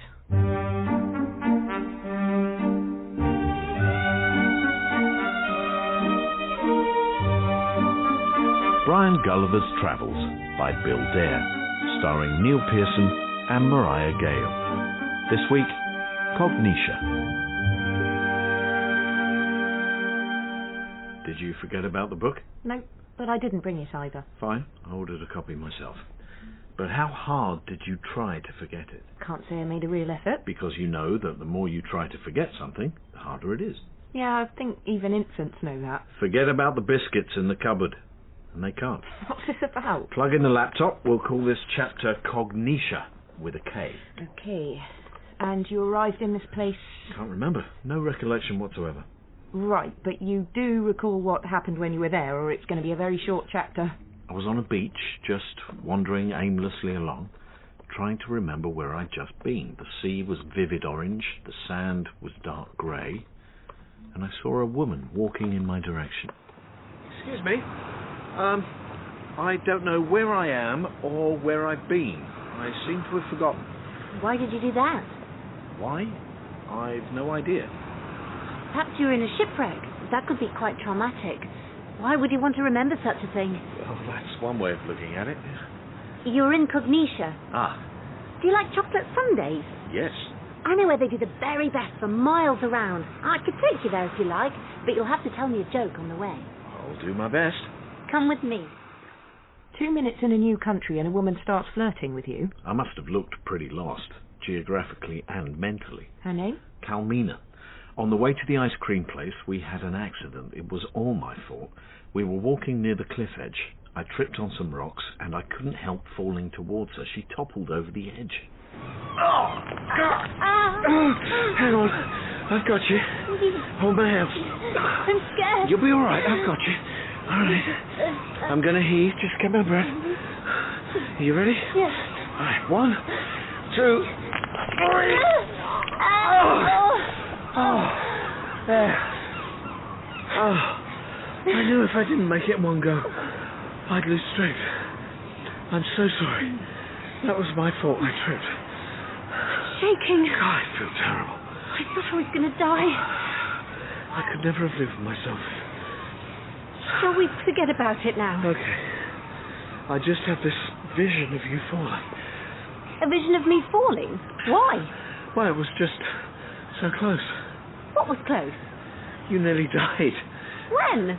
Just... What do you mean, when? I don't know what you're talking about. Why are we lying down? We were going to my house, weren't we? Well, actually, it was... All right. Never mind. You're right. We should put the whole thing behind us. So you're saying that Calmina forgot all about hanging from the cliff? Exactly right. For her, the phrase, let's forget about it, wasn't a figure of speech. It was an invitation to destroy the memory. She didn't just pretend it never happened? That's what I thought at first. When we had dinner, I brought the subject up again. Thanks for being so forgiving about the accident. I still feel pretty bad about it. What? Well, I know you don't want to talk about it. I just wanted to say thank you and sorry. I don't know what you mean. But as long as it's all fine now, it doesn't matter. Calmina, have you really forgotten clinging from the cliff edge? Is that what happened? Did someone rescue me? No, I did. I'm stronger than I look. And it was at some risk to myself, I may say. I suppose I must have found it quite unpleasant. Of course you did. So did I. But then why haven't you forgotten it? How can I? If there's nothing useful about the experience and it was unpleasant, why don't you simply consign it to waste? Waste? Look, I don't know what you Cognitians do, but I'm English. We English have very good memories. Sadly for us, so do most of the people we've oppressed. That's another story. Oh, well, if you want to keep your moment of heroism on the cliff as a keepsake, then go ahead. I couldn't forget, even if I tried. You don't seem to realise. Do you mean to say that you're one of the impaired? Brian. Impaired? What do you mean? Those who are unable to forget at will. Well, I suppose I must be. In Cognitia, they're the lowest of the low and can never find work. They wander the streets begging and blaming other people and never talk to one. You'll never get away. Oh, this happened to me, that happened to me. One sob story after another. My memory is mostly used for storing amusing anecdotes. A bit of a raconteur. Brian, I like you. But people must never know that you're impaired. I'll now forget you told me, and please, never mention it again to anyone. Surely it's not a crime, is it? What isn't? Not being able... Ah, how quickly you forget. If I've just forgotten something, clearly I must have forgotten it for a reason. It's very rude to mention it. Oh, yes, sorry. Why don't you tell me a bit about your country? I've heard there are people called, let's see, the impaired. Tell me about them. They're people who can't forget. Really? How awful. I can't imagine that. They can't find work. They're pretty miserable too, if you do them wrong. They remember it. Expect it's one sob story after another. You really don't want to mix with them. No. Sound like dreadful people. Gosh, what a handy talent this woman had. Most Cognitians had the same gift. It seems odd to me now that we can't erase memories at will. Keep trying to forget Tim Harper. Exactly. Who's Tim Harper? Never mind. And that dress I bought from Next, I wore it once. I'd like to forget that. Rachel, are you taking this seriously? Of course.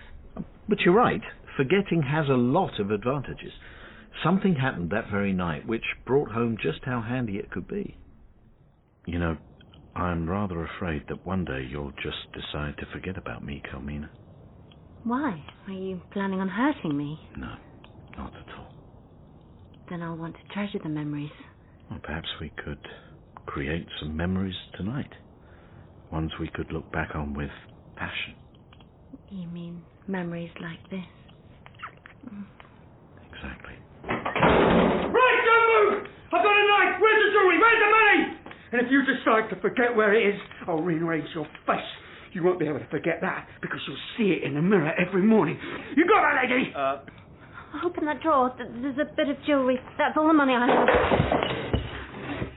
The thief took whatever he could, smashed a couple of vases, and even punched Calmina.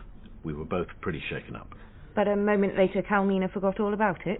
Well, the first thing she did was to take pictures of the damage, make a list of everything he took, and then sent it to the insurance company. There. Pressing send now. All done. We can now forget all about it. Where were we? We were about to kiss, I think. Yes. I must have knocked that vase over earlier. What? Oh, yes, I suppose you must have done. Now, how about showing me how good the English are in bed? Carmina, I don't think I'm up to that tonight. Oh. So sorry. I must have misread the signal. I just, One of the signals was pretty obvious. Well, it's not now. So I see. I'm a bit shaken up just now. When that vase fell... Forget about it. Okay, look, I've forgotten about the vase. I mean, whatever it was. Look, it's just been quite a stressful day. First there was, things I don't remember, of course, but even so, they've had quite an effect, I think, physically. We could take our clothes off anyway. I don't think that's going to work, but... Okay. I don't think we need to know the details of the rest of the night. Nothing happened. I felt terribly embarrassed, of course, because nothing like that had ever happened to me before, but the great thing is that Carmina decided to forget about it, which made me feel a lot better. Very handy. Very. Then I made the mistake of telling a joke. Oh, I love that. Better than the one you told on the beach. Oh, there's plenty more where that came from. Let's think. Okay. This horse goes into a bar. No. Just tell me that other joke again. Which one? I don't know. The one I was just laughing at. I've erased it. Tell it to me again. In fact, Brian, tell it to me every day. What? It must have been funny because I can feel an ache in my cheek. You want me to tell you the same joke every day? I want to hear it every day and laugh again like I must have done just now. Well, it's every man's dream to make a woman laugh, and you didn't even need to think of new jokes. We had a fantastic couple of weeks together. Admittedly, she didn't laugh quite as much at the joke on the 10th day, but I think that's because my performance had got a bit stale. That happens to the best actors, apparently. Wasn't it like living with someone with amnesia? Not at all, because most of her memories were treasured. In fact, her recollections of pleasant things were very vivid. Walks in the park, moments of passion. She'd recall those with great affection. For example, if I did a job around the house, she'd actually remember I'd done it, completely the opposite of most women. And, conversely, the occasional tiff was forgotten in an instant. Did the cognitions ever need to work? Well, that is where things started going a little pear-shaped, to say the least. After a couple of weeks, Carmina said that her insurance money had run out and she needed to make some cash. Where are you off to? I'm going to do a shift down at the mine. A mine? Are you kidding? That's how a lot of us make a living. It pays brilliantly. One shift down the mine's enough for us to live quite well for a week or two. Would you like to come? Well, for that sort of money, why not? What's it like? I don't remember exactly. Ah, since you've chosen to forget about it, I assume it's not a pleasant experience. That's a fair assumption. What will we be mining, exactly? It's a powerful isotope. Extremely valuable. That's all I know. Powerful isotope sounds a bit, what's the word, dangerous. Can you see any scars? No. Oh, how bad can it be? I'll get my coat. Here we are. This must be the entrance to the main scene. I'm not sure where we're supposed to report. Well, you've forgotten. Hey, those people look like they've been down there. Excuse me? What's it like down there? The money's good. Yeah? Oh. Well, they seem to be quite cheerful. Oh, here we are. Name's Pete. Brian Gulliver. He's with me. My name's... Oh, I remember you, Carmina. You've been coming for years. I'm ready to roll my sleeves up, get stuck in. Here are your contracts. Please sign there, and time cards. Punch in. Right. It's quite a long contract, this. You're not really going to read it. No, okay, I'm sure it's fine. Everyone else seems to be signing, and as I always say, if everyone else is doing something, then it's probably okay. Right then, punch in. Wait there for the first set of doors to open. Come on. 2 sets of doors, huh? Is that so we don't escape? The outer doors are just about to close. Stand clear. Right. Suppose we wait for these doors to open. Well, you certainly did a good job of forgetting everything. Doesn't it even ring a faint bell, all this? No. I mean, not that I'm nervous, it's just... Attention. You are in a holding lock. You may not leave the mine until your shift finishes in 8 hours. When the inner doors open, you will experience burning on your skin, eyes, nose, mouth and lungs caused by isotope 784. marvellous. They're not serious. There is nothing you can do to relieve this pain. There is no protection available as the radiation penetrates all known materials. Your job is to load as many orange rocks into sacks as possible. Slacking will not be tolerated. This was just meant to be a holiday job. Please, let us out! Picking strawberries is backbreaking, but at least... You may not leave until your shift is finished. I demand to see the shop steward. Please, let us out! Who's head of HR around here? Remember that in just 8 hours you will have forgotten all about it. The doors will open in 60 seconds.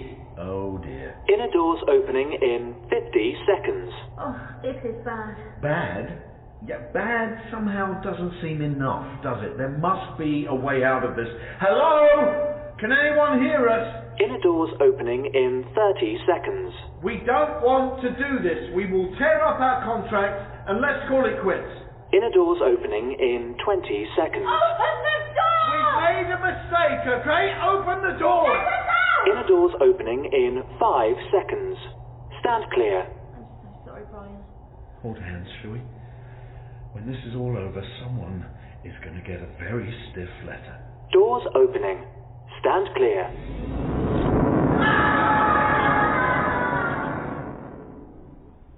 Are you okay, Dad? Yeah. This is the most difficult thing I've ever had to talk about. Would you like some water? Thank you. Actually, I have some whiskey left in the cough mixture bottle. This is so difficult. The pain. I find it so hard to describe. This isotope stuff, it glowed orange, the same orange as the sea around Cognitia. And it burned from the inside. I don't suppose you've ever experienced tear gas. No. Well, I have, and this was worse, much worse, like some sort of radiation. Couldn't they have used machines or robots? Well, the stuff reacts with metal. You had to chip away at the rock face. The supervisors looked down from a glass room. If anyone slackened, acid spray rained down on the lot of us. Must have been pretty valuable stuff, this isotope. The whole economy depended on this hellish material. But you were paid handsomely. Rachel, no amount of money could compensate for those hours of hell. I would give a limb never to have to go through anything like it again. I'd give up booze, I'd give up sex. Chief? Sorry. There was only one respite from the agony. I suppose they thought we'd work a bit more efficiently if we had a 10-minute break after full hours. We were ordered into a sealed room. Proceed to rest point now. Proceed to rest point.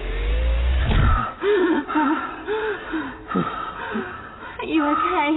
Well, of course I'm not. This is hideous. I want to die. I never imagined anything could be this bad. When we get out, we must put a stop to this. No one should suffer like this. We've got to stop it. It's torture. It's worse than slavery. When we get out, we are going to tell people about this. We must. Really? I mean, you won't just forget about it? Of course not. Brian promised me you will never let me go into this mine again. Yeah, what if you decide to forget all about it? I won't. We won't forget. We mustn't. The only way to stop this is to remember it. Promise me, Brian. Yeah, I promise, but... What? Everyone else here will forget it. Clearly you've forgotten about it in the past. What's different about this time? I will not forget, I promise. And nor must you. I promise to do all I can to close this place down. Rest time ends in 10 seconds. No, I can't. I can't go back there. What if I just refuse, faint, just collapse? I was talking to one of the others. What they did to slackers is even worse. How can it be worse? Doors opening in 20 seconds. I'll see you on the other side. Wait, Carmina, look. The supervisor is beckoning us to go over. Actually, I think he's just pointing to me. Okay, just try and reason with him. Tell him you demand to be let out. We have rights. He's miming something. What does it mean? I think I know what it means. Oh, I think I do too. No, you can't agree to it. I'll agree to anything. You can't. I won't let you. We have to preserve our human dignity at all costs. I'd make your release part of the deal. Really? Well, I suppose needs must. Off you go. Doors opening. See you later then. Stand clear. God, this is brutal. Well, it wasn't exactly workers' playtime, no. So, Kalmina? I never asked her what she did exactly, but whatever it was, it took about 3 minutes, and the supervisor seemed pretty happy about it. A minute later, we were back in the security lock. Outer doors opening in 10 seconds. I suppose I should say... Don't. Outer doors opening in 5 seconds. Are you crying? For joy. We're leaving this hellhole. Doors opening. Stand clear. Oh! We're free! It's over! Oh, it's over! Oh. Brian? Yes. I want to forget. Oh, don't you dare. Kalmina, don't forget. I want to erase everything. I just want to be happy. Try to be strong. The misery of that, you can't just bury it. What does misery really matter, Brian, if you can't remember it? If it's not remembered, it barely exists, does it? I've never really had to think about it before, but memory must have evolved for a reason, and I'm guessing that one of the reasons is to stop us making the same mistakes. Your memory is what will stop you ever going to that hellhole again, to that supervisor again. I will be strong, Brian. I will remember. Thank you. Make your way to the gate. I want to speak to the manager of this godforsaken place. Your paycheck will be issued upon exit. You must pass through the amnesia station before leaving the compound. What's the amnesia station? I don't remember. Ask a stupid question. And do you remember the amnesia station? Yeah. At the time, I thought it was all rather daft. We just stood in a room and watched a screen with psychedelic colours and some weird music. It was like something from the Ipcress file. It's a film. I know. Did you stab yourself in the hand like Michael Caine? No, I just thought it was a bit of a joke. By the time we'd left the compound, I wasn't laughing. We've earned enough to live pretty well for a month. Right, first thing I think we should do is go back to the entrance to this hellhole and warn people not to go in. We could stage a bit of a demo, write some signs. What for? What for? Well, Kalmina. What? Look at me. What is it? It's all gone, hasn't it? What? You promised! We promised each other! Ah, you must be talking about something I've forgotten. Let's go and have an ice cream. And then I want to go to the beach. Do you surf, Brian? No! I'll teach you. The waves here are amazing. Kalmina, come back! What is it? What do you want? You promised. We promised each other we wouldn't forget what happened in the mine. I don't remember promising anything, Brian. Well, I do! Clearly, the amnesia thing had worked on her cognition brain, but not on mine. I couldn't blame her, at least she hadn't forgotten deliberately. What did you do? I tried to get her to understand that we should try to end this barbarity, but then she began to suspect that I was actually unable to forget. Oh, like the impaired? Exactly. I think it's something she'd suspected for quite a while. Must be very hard to prove that you don't remember something. Oh, she was quite clever about it. She gave me a slap. Oh! What was that for? Now forget about it. Okay. You've forgotten? Yep. I'm not convinced you've forgotten. Forgotten what? The slap, you remember? What slap? Your lines are good, but you're a terrible actor. I don't know what you mean. Maybe you're one of the impaired. I'm not. I don't remember any slap. What if I were to slap you harder? But before she did, I grabbed her hand. Her left hand. Oh. By grabbing her left hand in anticipation, I gave away the fact that I remembered the first slap. Oh. I knew it was going to be a left-hander. Could have been a lucky guess. She didn't buy it. So I confessed, although that's probably not quite the right expression. Perhaps outed myself would be more appropriate. Okay, I am impaired. Although I don't see being able to remember as being a disability. It's not. Being unable to forget is. You're a mental cripple, Brian. You will never be happy. And you're happy, are you? Nothing bad has ever happened to me. Oh, right. I live in the present. It's the best place to be. Well, if you go back to that mine, your present will soon become extremely nasty. The future. That's the future. You're getting confused. All right, I see. So, what do you want me to do? I don't know. Well, I do. I'm going to join the so-called impaired. I think I'll get along better with them. Oh, good idea. Forget about me. Unfortunately, I won't be able to. I remember you too. Really? The good times.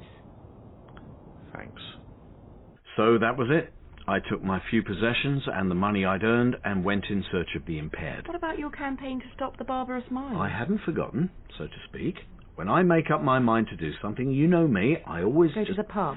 If that's where I think I can get the support I need, then yes, many a revolution has been planned in a pub. Most nights, I should think. I needed support.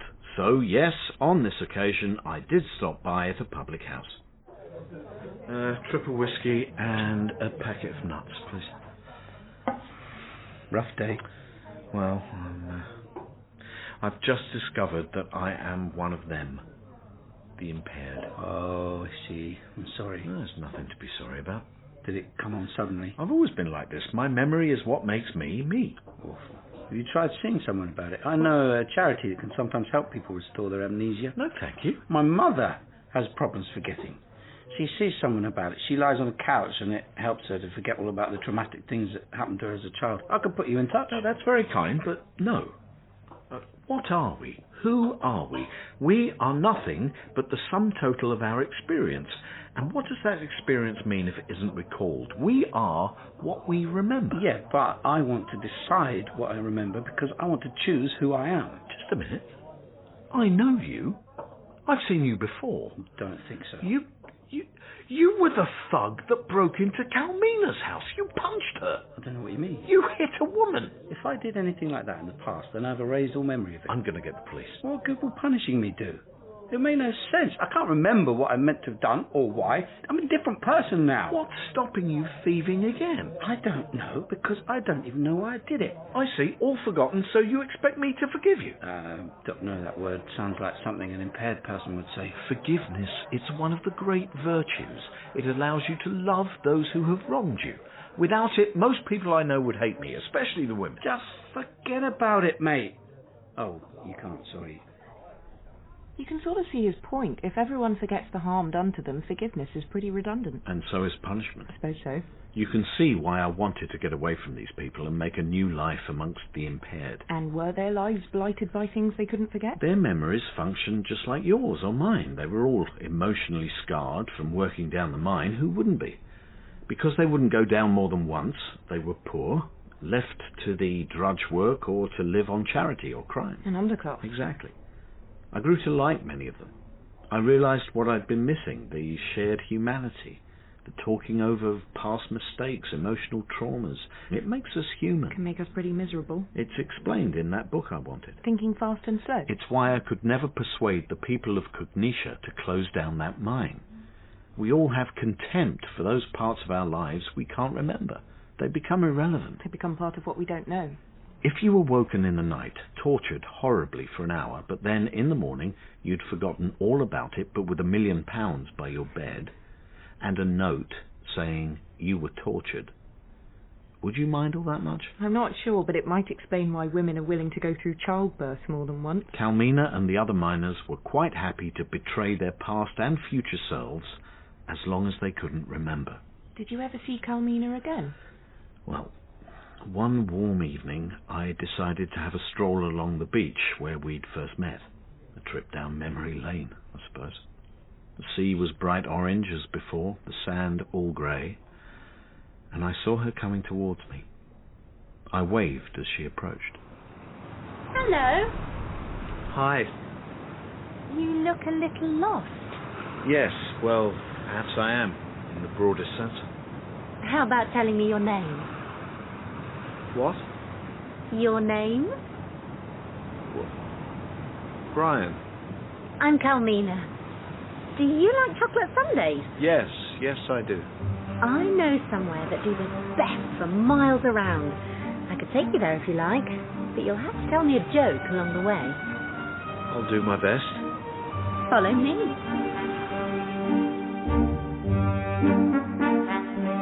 In Brian Gulliver's Travels by Bill Dare, Brian was played by Neil Pearson, Rachel, Mariah Gale, Calmina, Deborah Stevenson, Lamette, Duncan Wisby, Minor, Harry Livingston, and the PA was Amaka Okafor. The producer is Stephen Canny.